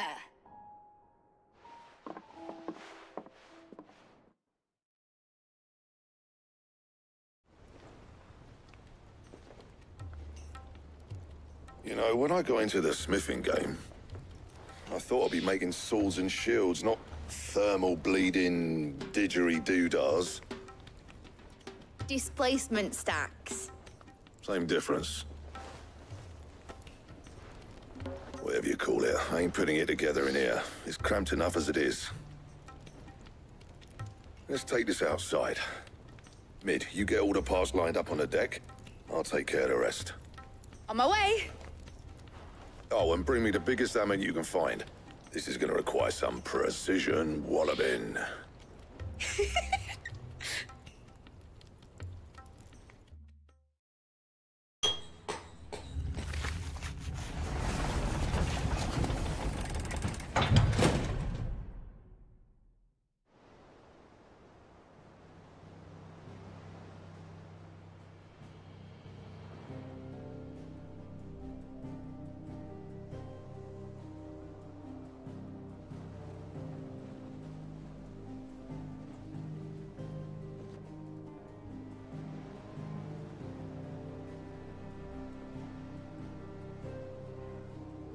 It's finished! It's finally finished! Thank fuck for that. I'll be feeling my hammer arm for weeks. Thank you, Clive, Blackthorn, everyone. That's one down and just 3 more to go. I'm sorry. Oh, didn't I tell you? The Enterprise has 4 mithril engines, and we'll be needing a displacement stack for each. You don't mean... Don't worry. Now they've got a finished one to work off. My gang in Canva can build the rest. Good luck to them, I say. Right, I'm off to get a sling for this elbow. Any other work comes in, keep it to yourselves, eh?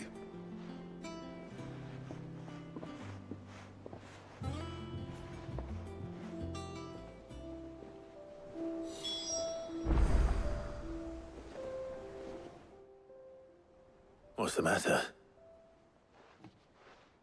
Nothing. Just daydreaming. Thinking about the Enterprise sailing off over the horizon to shores unknown. Searching for a land untouched by the Blight.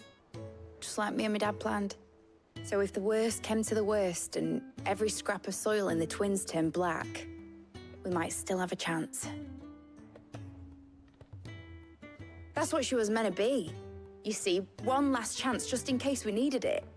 But now she's so close to being finished, I've realized I don't want it to be that. I don't want it to be just a lifeboat for us to cling to if things get desperate. I want people to sail aboard her by choice, not from the lack of it. In a world where we're not just trying to survive, but where we can actually live. I'm working on that. And I'll do everything I can to get you what you want. Don't you always? All right. My mind's made up. As soon as the Enterprise is fit to sail, I'm putting her under your command. Sod our plans, I'm trusting in yours. Are you sure about this?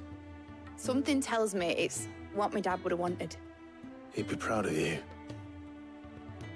You were gonna visit his grave, weren't you? I was. And you can come too, now that your little project is finished. Right. There's just one thing I need to finish up first. Won't be a mo.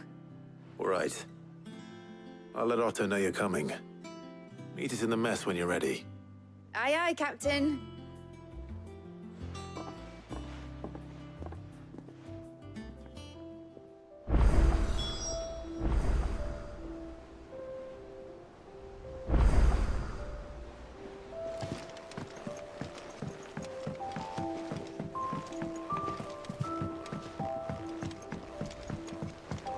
Impressive, isn't it? I can't wait to see how the rest of the vessel looks.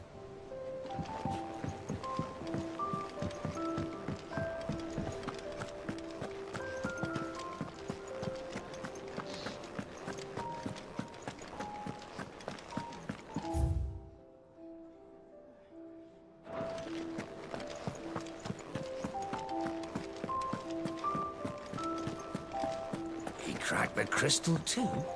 You're joking.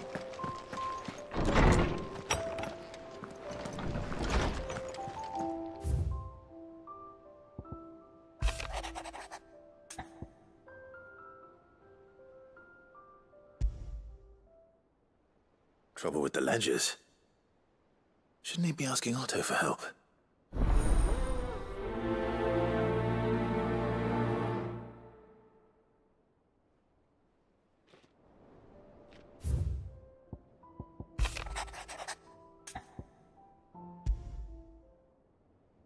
What could be wrong with Torgor? He seemed well enough when I last saw him.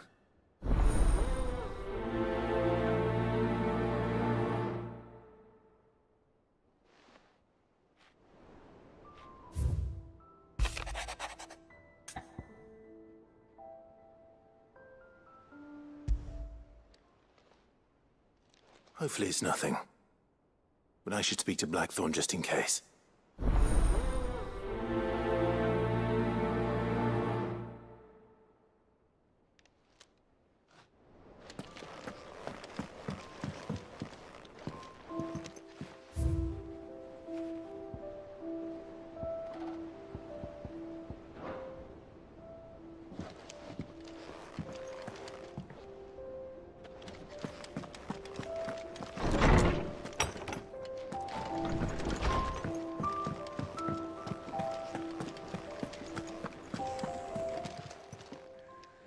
I got your note. You think something's wrong with Torgal? So you can read. Congratulations. But I didn't say I were wrong with him. I said something weren't right. He's not been eating me treats. He used to love cracking the bones from Molly's boiled brown, but now he won't so much as look at them. Didn't like him. Which is why I'm of a mind that his mind's on something else. You've not been working him too hard, have you? No harder than usual. Is that it, boy? Do you need a rest? What was it you said he was? A frost wolf? That's what the lawsman seems to think. Then maybe this all has something to do with whatever it is that's woken inside him. I suppose things have been different since Rosalith. Perhaps Hippocrates knows something. Instead of everything, you mean? Perhaps.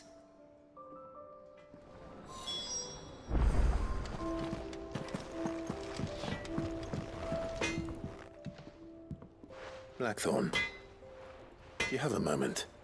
Not really, no. This won't take long. I just wanted to ask how you're getting on.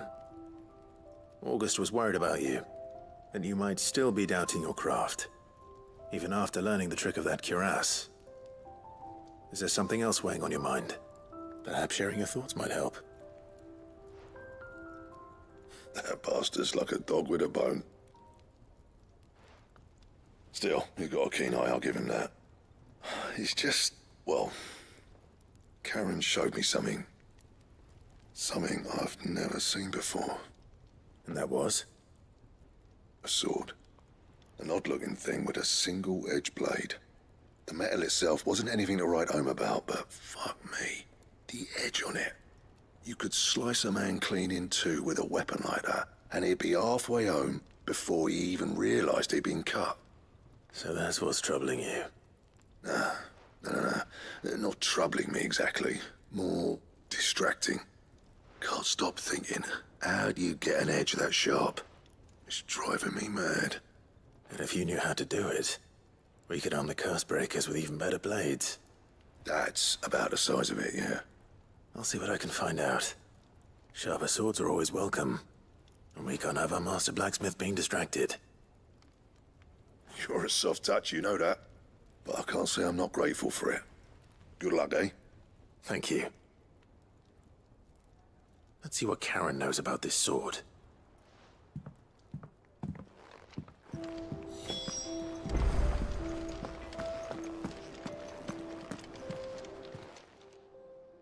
You're looking well, Karen. What do you want? Out with it. I want to know about the sword you showed Blackthorn. Single-edged and extremely sharp. Running around after him again, are you? I suppose I am, yes. But I need to help him find out how to work an edge like that. It's driving him to distraction. Little wonder, I suppose. There's not many like that make it as far as the twins, and those that do go straight into private collections. Which made it nice and easy finding a buyer. Can you tell me who bought it? Where is it now? You think I tell people who my clients are? Suppose you're not likely to go nicking him off me, are you now? Fine. If you stop mooning at me like that. Lord Ignac's the man you want. Dalmekian bloke. Collects weapons and the like. And he's got more money than sense, which is why he's one of my favourite clients. Reckon he'll still be at the inn in Dalamil, where I left him. Thank you, Karen. Oh. And he's a touch eccentric. If you take my meaning. I appreciate the warning.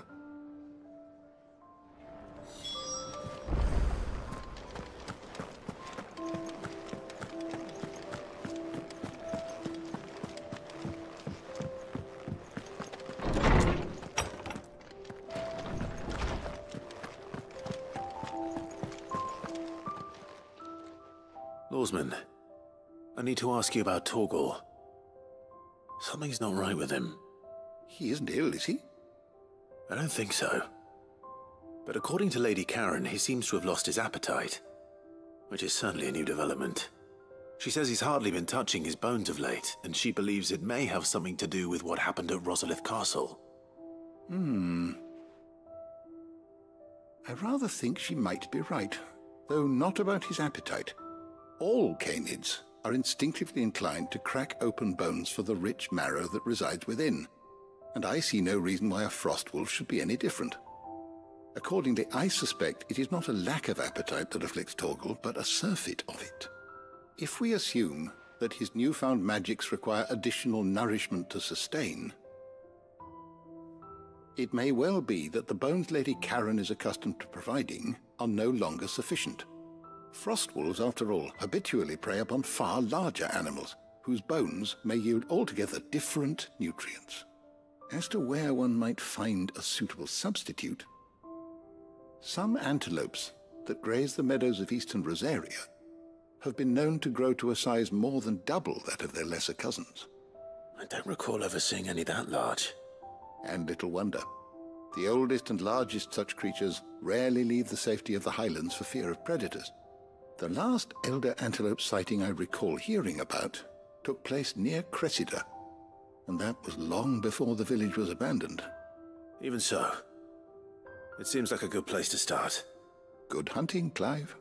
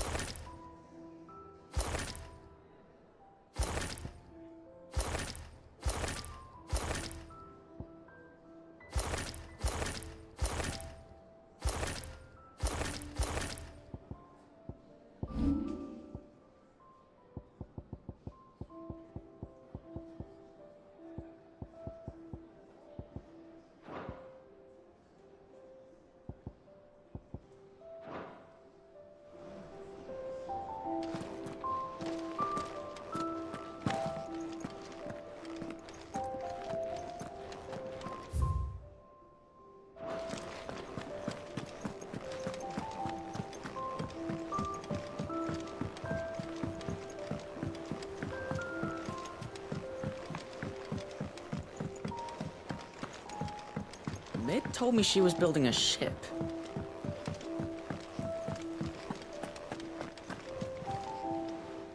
Clive, did you get my letter? That's why I'm here. Shh. Otto might be listening. Is this better? A little. Listen, I've some bad news. It turns out the hideaway may be slightly behind in its payment to certain lenders, and it may be my fault. But I swear to the goddess, I thought I had the numbers square. Sadly, that square turned out to be more of a circle. 0, you might say. I can straighten it out, I swear, but it's gonna take some time. And I'm gonna need help keeping it from Otto. Bit late for that, I'd say. There you are! What a surprise! So let me get this straight. You forget to pay our lenders what they're due, and instead of coming straight to me, you get Clive to come to you. And I hope he'll dig you out of the hole you've dug for yourself. Clive, the man in charge of the place you've been cheerfully trying to bankrupt. And you thought this was a cunning plan. Why? Well, who needs paying? Oh, just Martha. And the dame. And, well, Lady Karen. But only 500 talents. We owe 3 of our most trusted friends 5 million gil. Each. 5 million each. They lent us the bulk of the money we used to rebuild the hideaway, you see, and, well, I must have made some sort of oversight. Those ledgers were my responsibility. And It was my decision to entrust them to you. This is my fault. Do we have that much to hand? I can always ask my uncle. No, we don't. And no, you won't.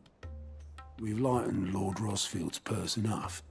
After the king's ransom we had off him, he deserves better than to see our begging bowl. Besides, we'll need to learn to stand on our own if we're gonna make this work. All right. But that doesn't mean you have to shoulder the burden yourself. Is there anything I can do to help? There might be. How'd you fancy taking these to Martha and the Dame? Rocks. Rocks, he says. Worth 1,000 talents apiece, these are. A little something Sid and I set aside for when times got lean. And I reckon 15 million in overdue debt probably qualifies. I just hope our associates' eyes are a bit more discerning than yours. I'm sure there will be. Should be me making the rounds, really. But you know how it is with this place. Orders to bark, arses to wipe, and all that. I know. Which is why I don't mind going in your place. Go. Do you know why I only gave Master Clive here 2 star rubies? Because you'd rather Lady Karen killed me. Because I'd rather Lady Karen killed you. Yes. Well, I suppose this is goodbye then. Don't worry. I'm sure Karen will understand. Really? Do you think so? No, I don't.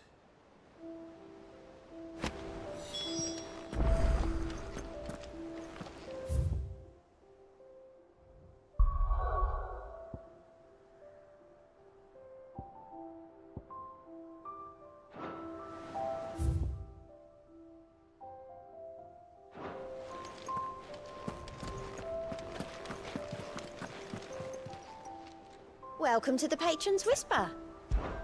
Is everything we've received and everything promised?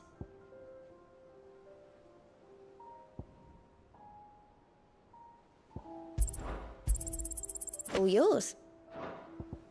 Best of luck out there, Sid.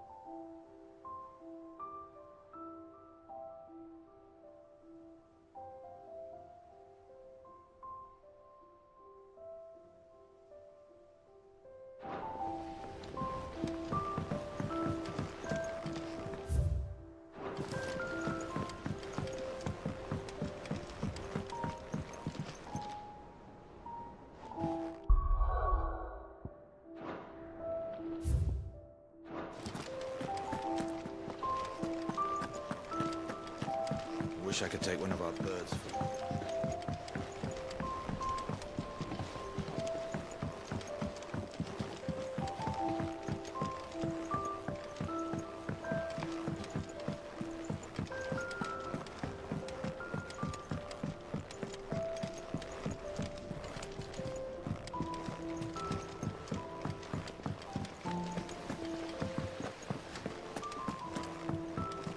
I think Mid might need some help.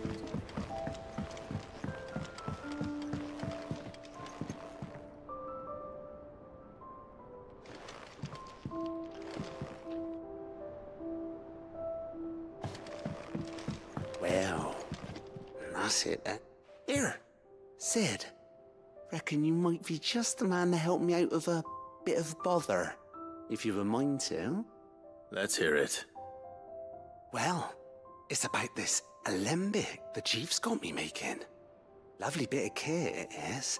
Bung in a solution you want splitting, and it will separate it out, just like that.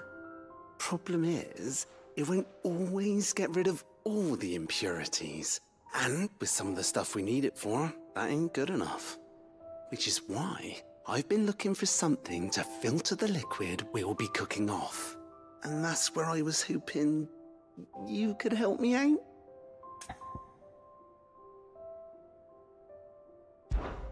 I imagine Ty could get some use out of this alembic too. Distilling medicines and the like. All right. Why not? Proper job! So what exactly do you need for this filter? Nothing but bomb ash'll do, says the Chief. Gave me a sample she'd obtained from the university stores. Couldn't believe my eyes. You pour the blackest blight water through it, and it comes out clear as a mountain stream. So, I did a bit of reading about where I might be able to get hold of some. And do you know what I found out? It's only the blimmin' bones of a bomb king. They leave them behind when they die, see? I take it that's where I come in. If you wouldn't mind. I saw a billet on the hunt board for one just the other day. Would have gone myself, but, well, fighting dirty great balls of flame isn't exactly my forte. You, on the other hand... All right. I'll see what I can do. Thank you kindly. And a good hunting, eh?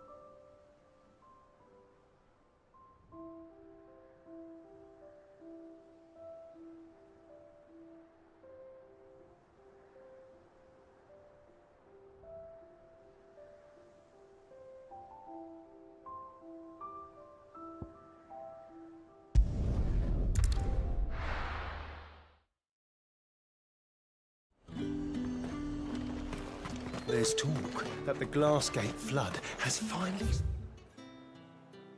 Right to the work.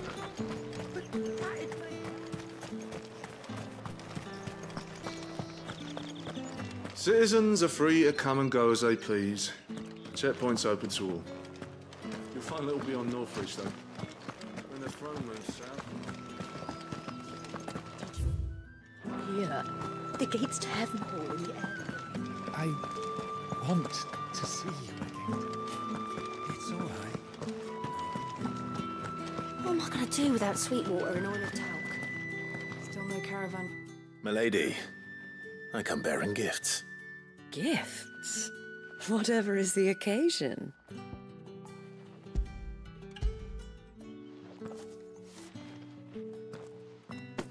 Oh my.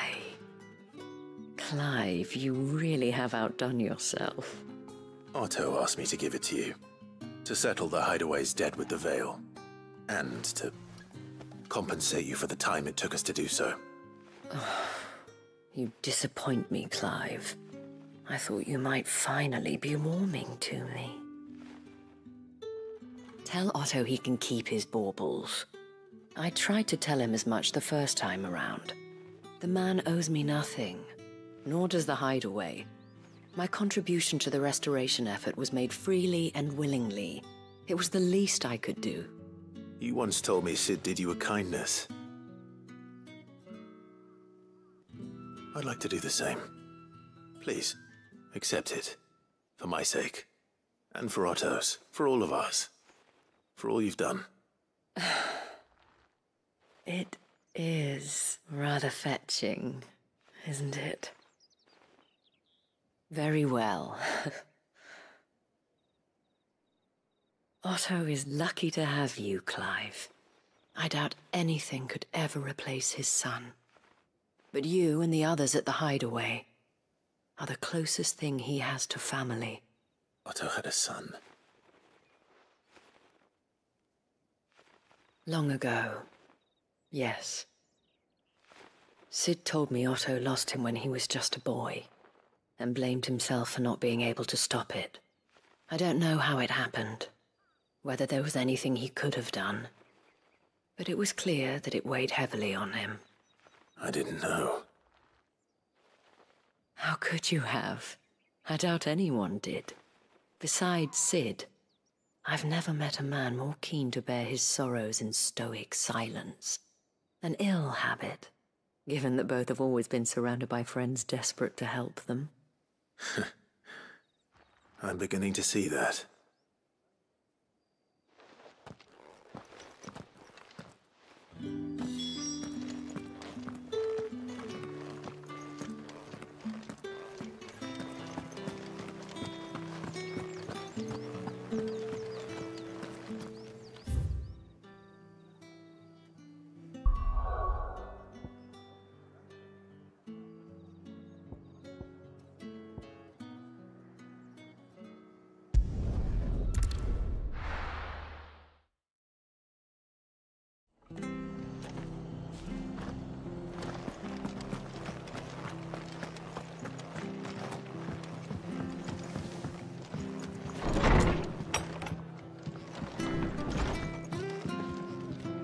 Clive, we weren't expecting you. I wasn't expecting to be here, but it seems we still owe you a considerable amount of coin for your help with our rebuilding efforts. And though I doubt it's what you were expecting, we were hoping you'd take this as payment.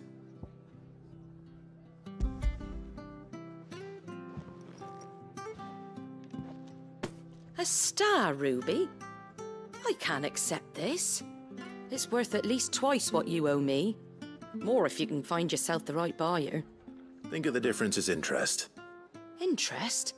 If word got out I charged that much, no one would ever borrow from me again. Anyway, why are you the one here asking me about this? I'd have expected Otto. Bit much sending the Lord Marquis out to settle your debts, isn't it? The old goat working himself to death again. Something like that. Most days I think he's the only reason the Hideaway's still standing. Same as always, eh?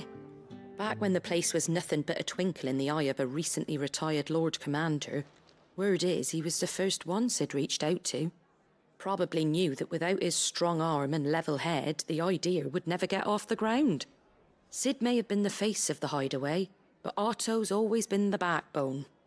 And when Sid passed away, we were all worried that would be the end of it. That Otto would just give up. His death was hard on everyone. But it must have hit Otto hardest of all. But he didn't give up, did he? Quite the opposite, in fact. If I recall, he was the one who nominated you as Sid's replacement. And rallied the rest around you. I reckon what he saw in Sid, he saw in you too. And don't we all? Doesn't hurt that you're half as stubborn and twice as handsome, neither. That, and you keep good company. I suppose I do.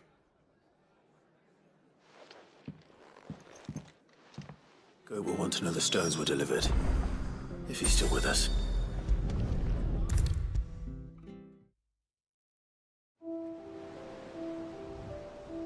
Goat. Still alive, I see. So Lady Karen accepted the ruby. Ah, about that. I tried my best, but she was just too stubborn to take it. She threw it right back in my face, in fact, and told me I could stick my stupid stone where the sun don't shine. Karen refused payment. I hope it wasn't something I said. I'm sure you were as tactful as ever. Let me see what I can do. Oh, wonderful. I hope you have better luck than I did.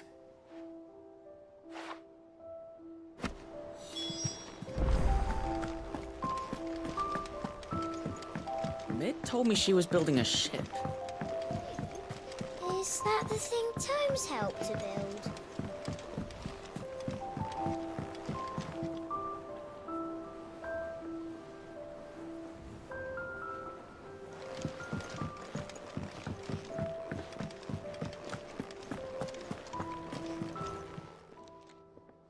Lady Karen, Goat tells me you weren't happy with our offer.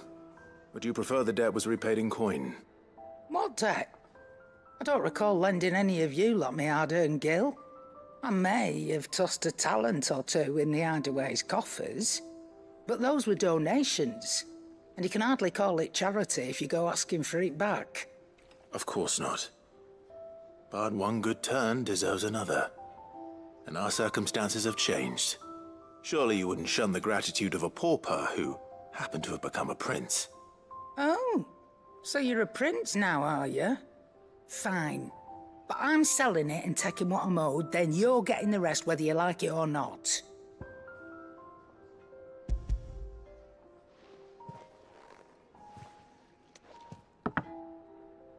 Where'd you even get this? A decent trader might nab 1,000 talents for a star ruby. A canny one, meanwhile, might claim it were nicked from the belt of Sid the Outlaw himself and ask twice as much. Might be I already have a buyer in mind. Might be you even know her. A fine continental maid whose beauty's only eclipsed by a guile in commerce. You wouldn't mind, would you? Not at all. Just be sure to tell her that it's always a pleasure doing business.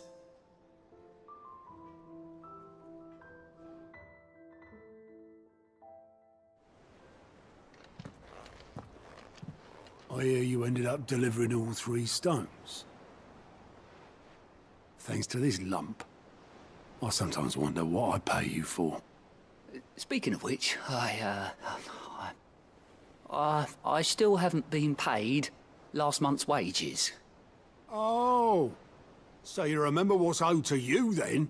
Get your ass behind that disc of yours and don't get up before those ledgers are square. Right away.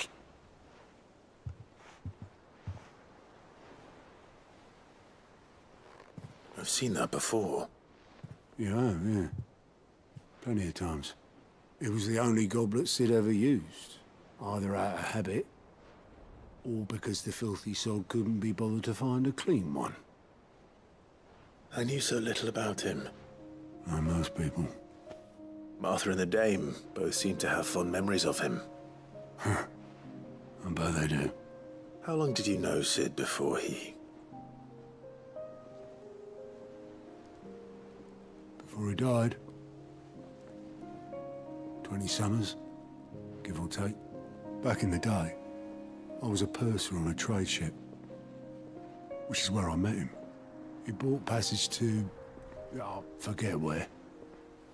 And having nothing better to do on the long nights, we set up drinking island rum till the morning bell dragged me back to my duties. Quit my post not long after that. On account of making a fine maiden's belly fat. But me and Sid stayed close, promising we'd one day sail the seas again. was before fate stepped in and said she was having none of it.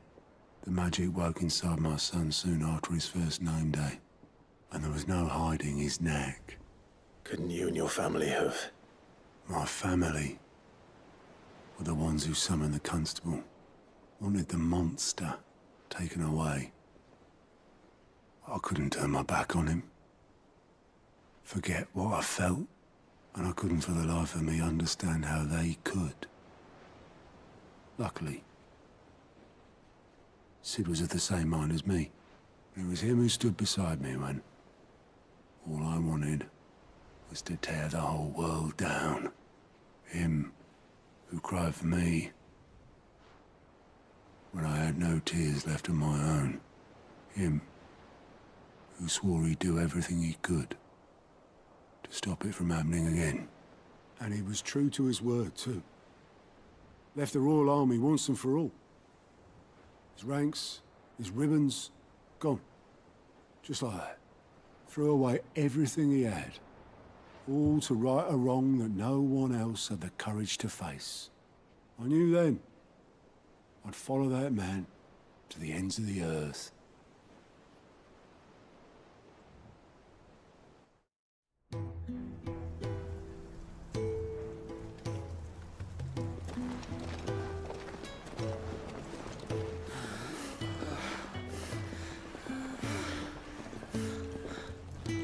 He was always too clever for his own good, was Sid. Saw the world for what it really was, while the rest of us were content to go along with the lie we were shown. And it can't have been easy, bearing that burden alone.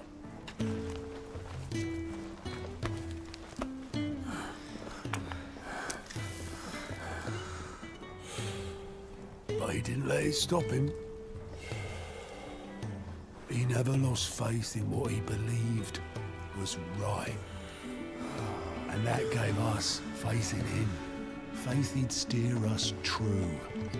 So I swore to myself that I'd always be right behind him, ready to catch the stubborn sod, if ever he should fall.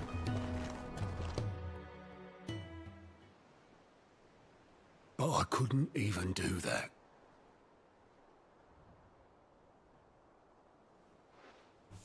Ignore me. Just the ramblings of a tired old man. Leave that lot. I'll tidy it up in a bit.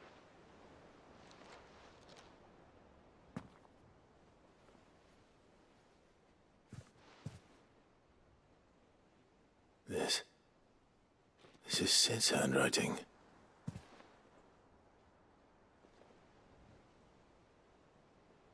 Dear Otto. I may be drunk, but I wanted you to know this place would be fucked without you. Love you, you grumpy old sod.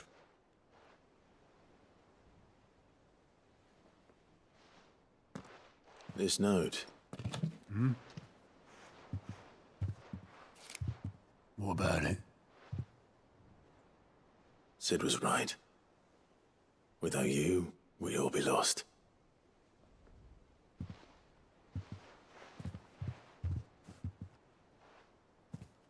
He should have bloody well said so then. Just once. Before he went. But then, why would he? Him, or anyone? I'd only have told him to piss off.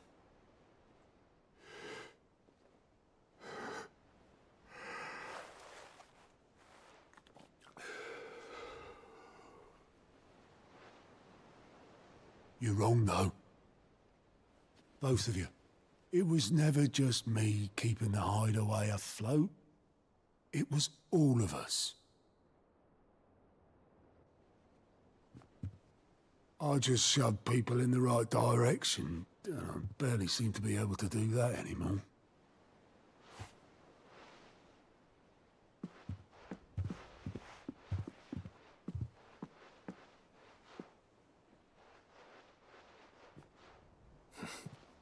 Would you rather goat were at the helm? Well, maybe I've got a few more years left in me. I'm going to hold you to that, Otto. Before you go, Sid would have wanted you to have this. But that's... This'll do me just fine.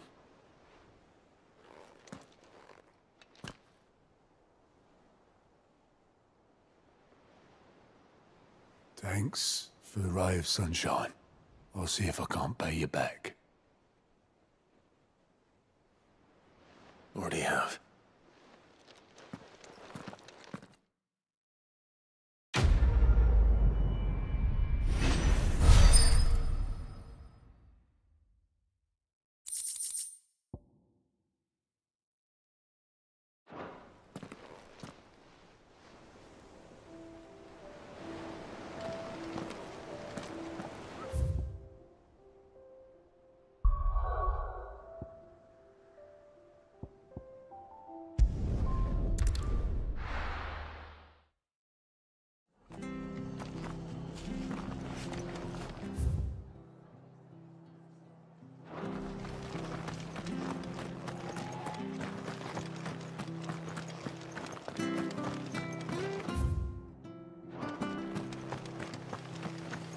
Naught but wild beasts, this end. All their twisted talons and gruesome maws used to turn my stomach. But that was before I heard about the Black Shields. Good girl. Yeah!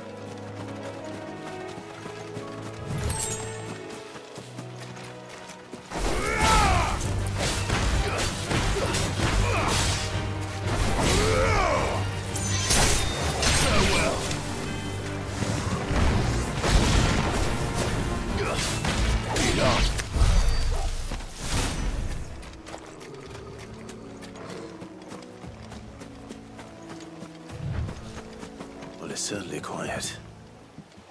If I were a giant antelope, it would seem like just the place.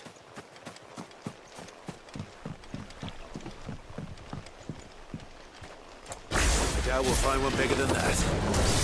Hungry, Torgal?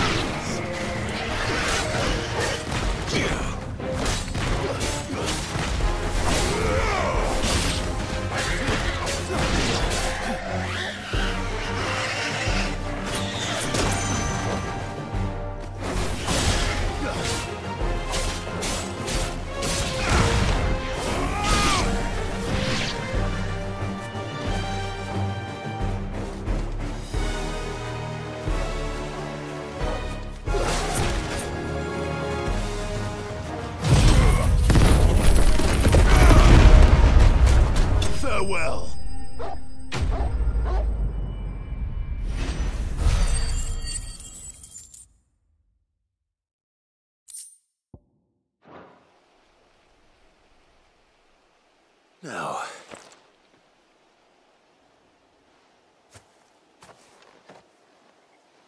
will it be enough, I wonder?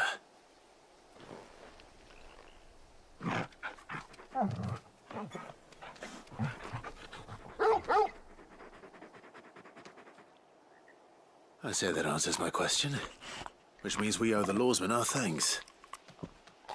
You're just a big puppy, aren't you? A very big puppy.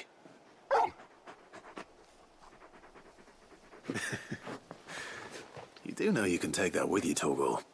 Lady Karen will be relieved to hear you've got your appetite back. Come on, boy.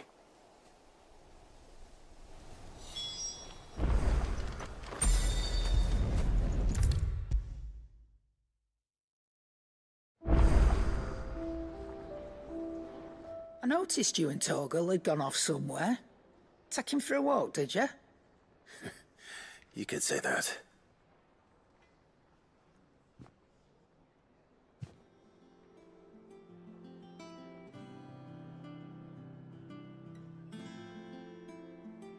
So, Molly's leftovers weren't good enough, eh?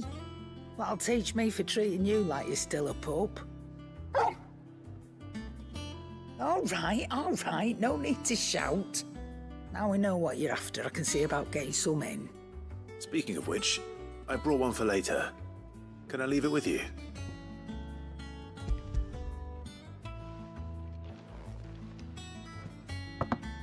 You can, eh? I'm nice like that. In return, you can thank Tomes for me. The bloody know-it-all. I was just on my way to see him.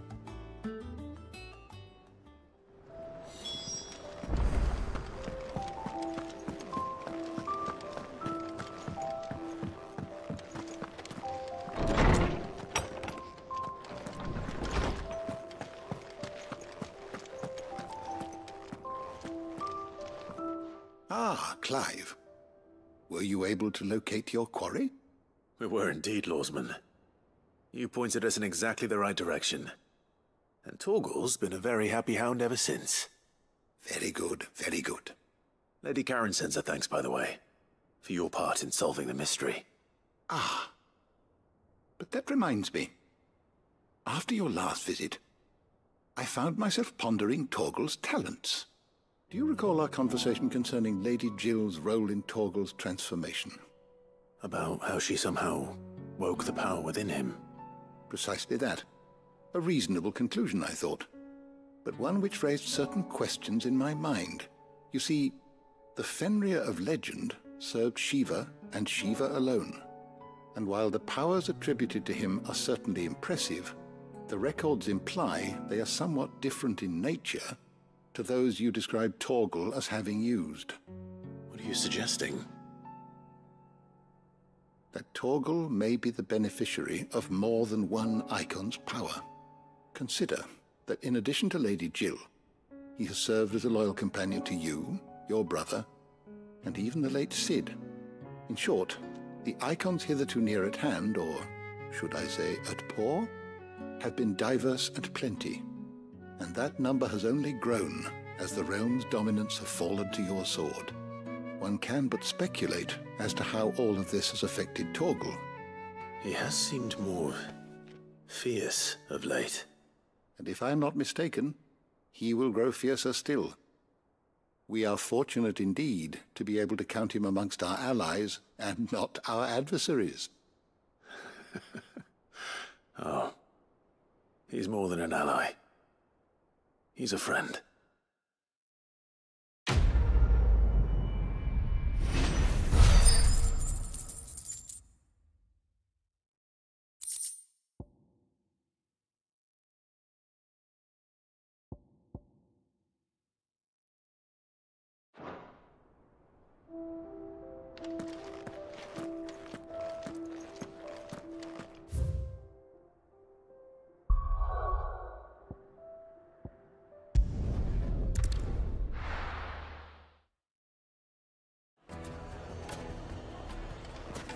People take notice of wealthy men.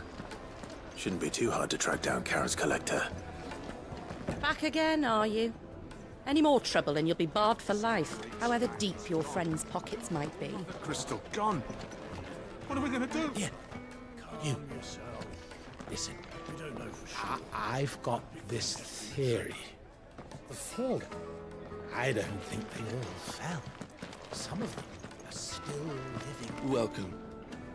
If you're hoping for a bed, I'm afraid you'll have to look elsewhere. One of our wealthier patrons has purchased the use of every room, hoping to keep out the riffraff, as he puts it.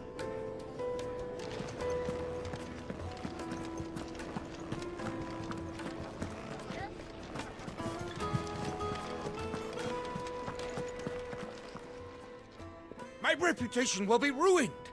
Ruined! Calm yourself, Lord Ignac, I beg of you, before you do yourself a mischief. Pardon the intrusion, but... Out! Get out! I paid for these rooms so I wouldn't be disturbed. Leave me be! Please, allow me to apologize. His lordship is going through a difficult time, and he's never been fond of guests arriving unannounced. Radim! Get rid of the filthy oaf this instant! Very good, Lord Ignac. Would you mind stepping outside for a moment?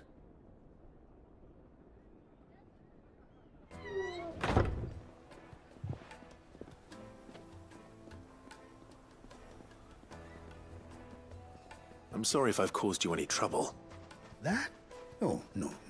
That's just how his lordship is. Though the morning's events have left him somewhat fractious. He's been dispossessed of his luggage, you see. The thieves also made away with a considerable amount of coin. Coin the innkeeper will soon be keen to collect. I don't suppose a certain blade was among the stolen items. A single-edged sword. It was purchased from a merchant friend of mine.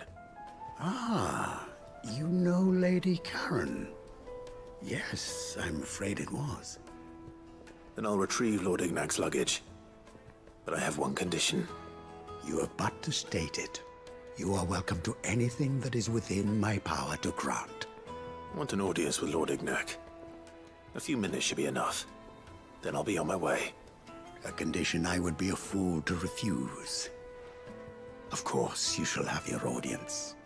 I don't suppose you saw where the thieves went? I did not, no. Though some discreet inquiries made on his lordship's behalf mean that I know where you might find them. The bandit's bed. Every ill-gotten coin in Dalamil is said to pass through that disreputable corner of the Valcroy. Then that's where I'm heading. I shall speak to Lord Ignac in your absence, and arrange for an audience upon your triumphant return. That will be very kind of you. Farewell, and best of luck. It's a wonder the Republic tolerates the existence of the bandit's bed.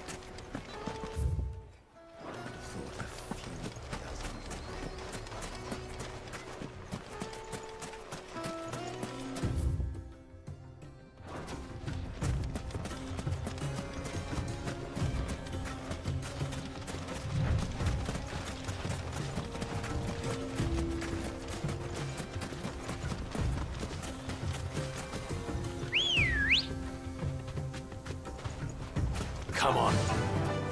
Faster!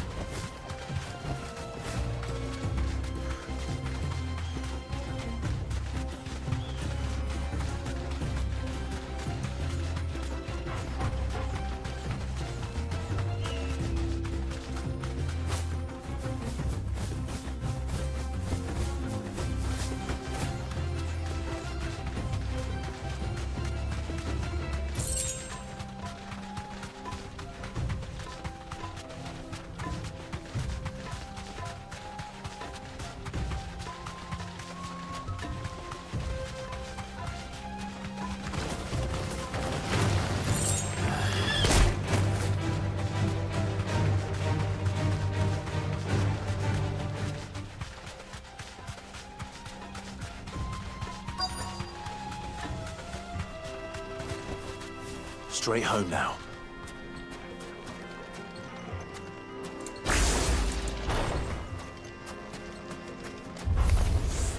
We've got company! Come on, lads, let's tear the bastard's head off!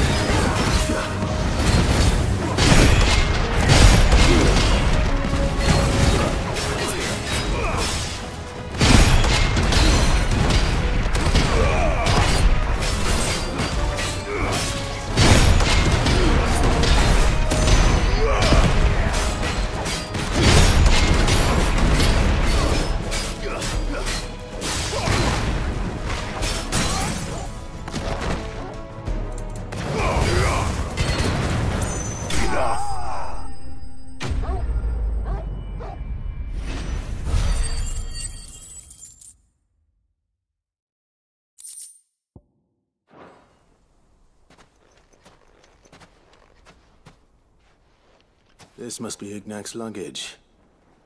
Nothing seems to be damaged. All right. Let's get it back to Dalamel.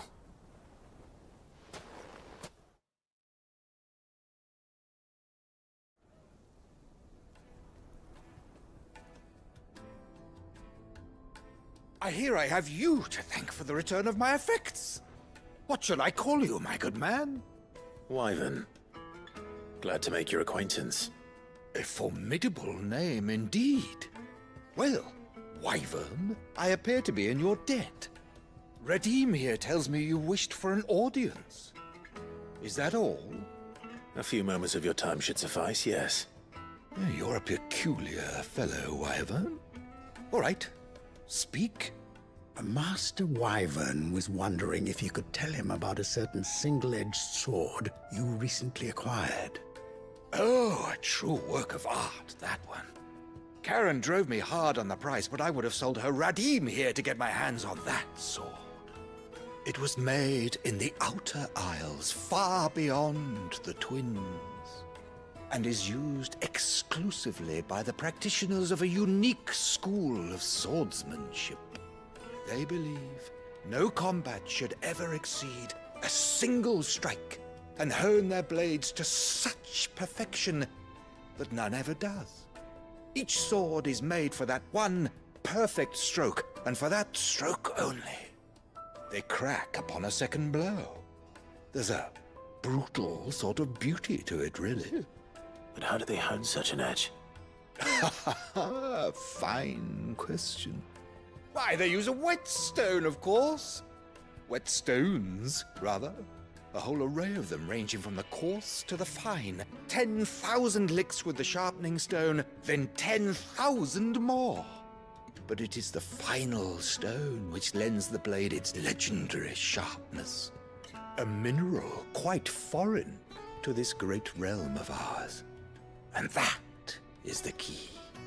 The secret ingredient. Wyvern, it occurs to me that my little lecture is hardly equal to services rendered. Take this, together with my regards. The very stone of which I spoke, far rarer among collectors than even the blade itself, and a far more fitting payment. Thank you. Pardon the intrusion, my lordship.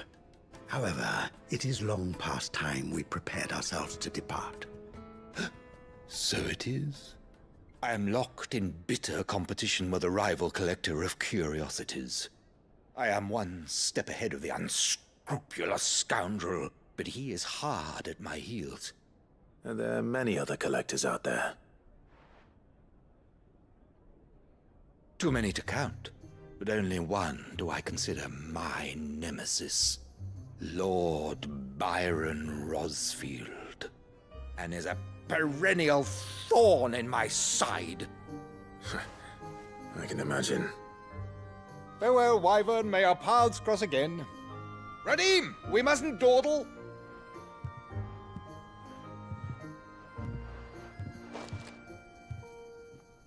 I think his lordship is rather taken with you, Master Wyvern. Thank you again for your assistance. Coming, my lordship. I'll be right there.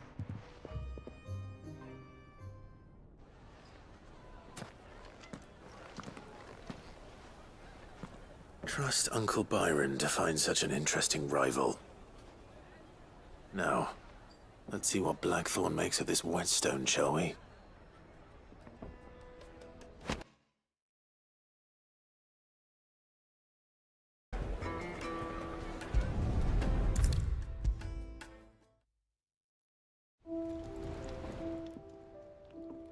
Sorry for the wait, but hopefully you'll agree it was worth it. You learned something about that sword, then? I did better than that.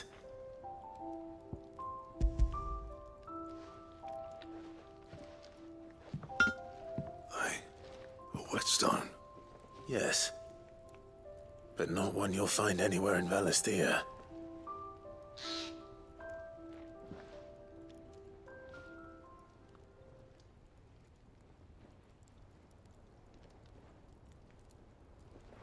No wonder I couldn't get the same finish on the grinding wheel. One hit and all done, eh? Might not be so bad if all you ever fought were duels.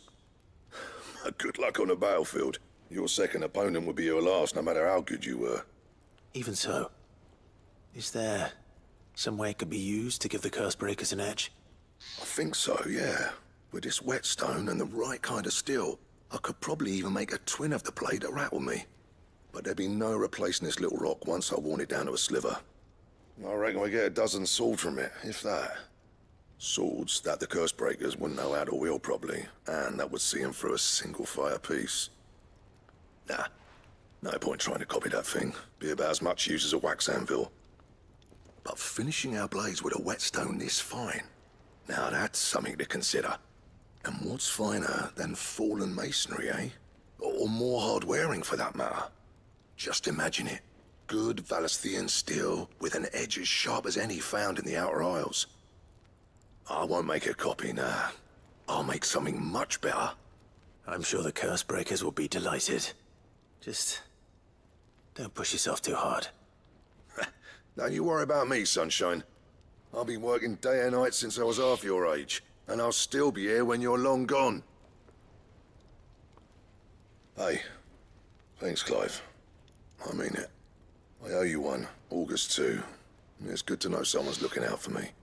He'll be happy to hear you said that. And I'll see that my debt to you's paid. First new blade I make's got your name on it. You come and find me when you've got the materials. All right. I will.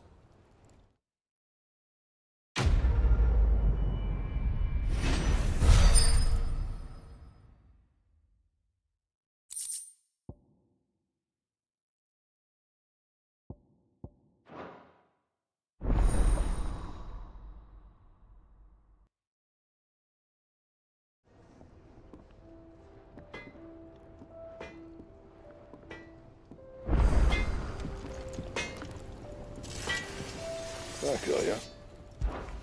So, what'll it be?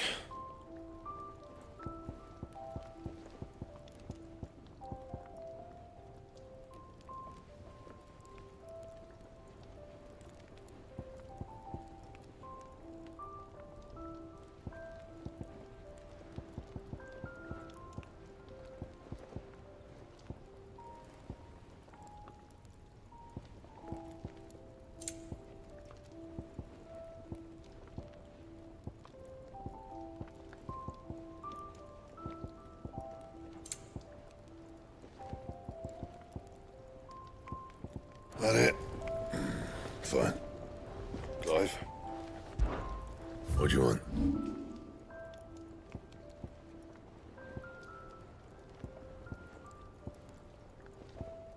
Anything else?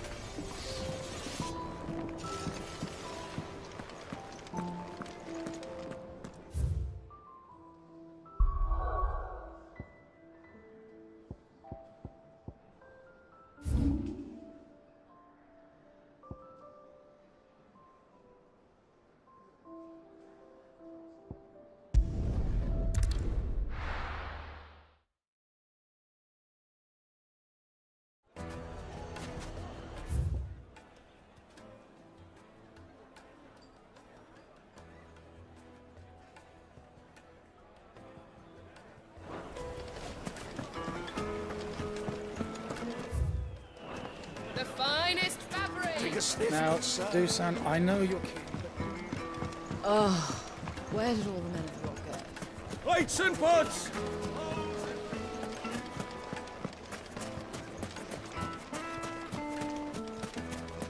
No, I'm telling you, it's gone. I saw the crater on my way back from the...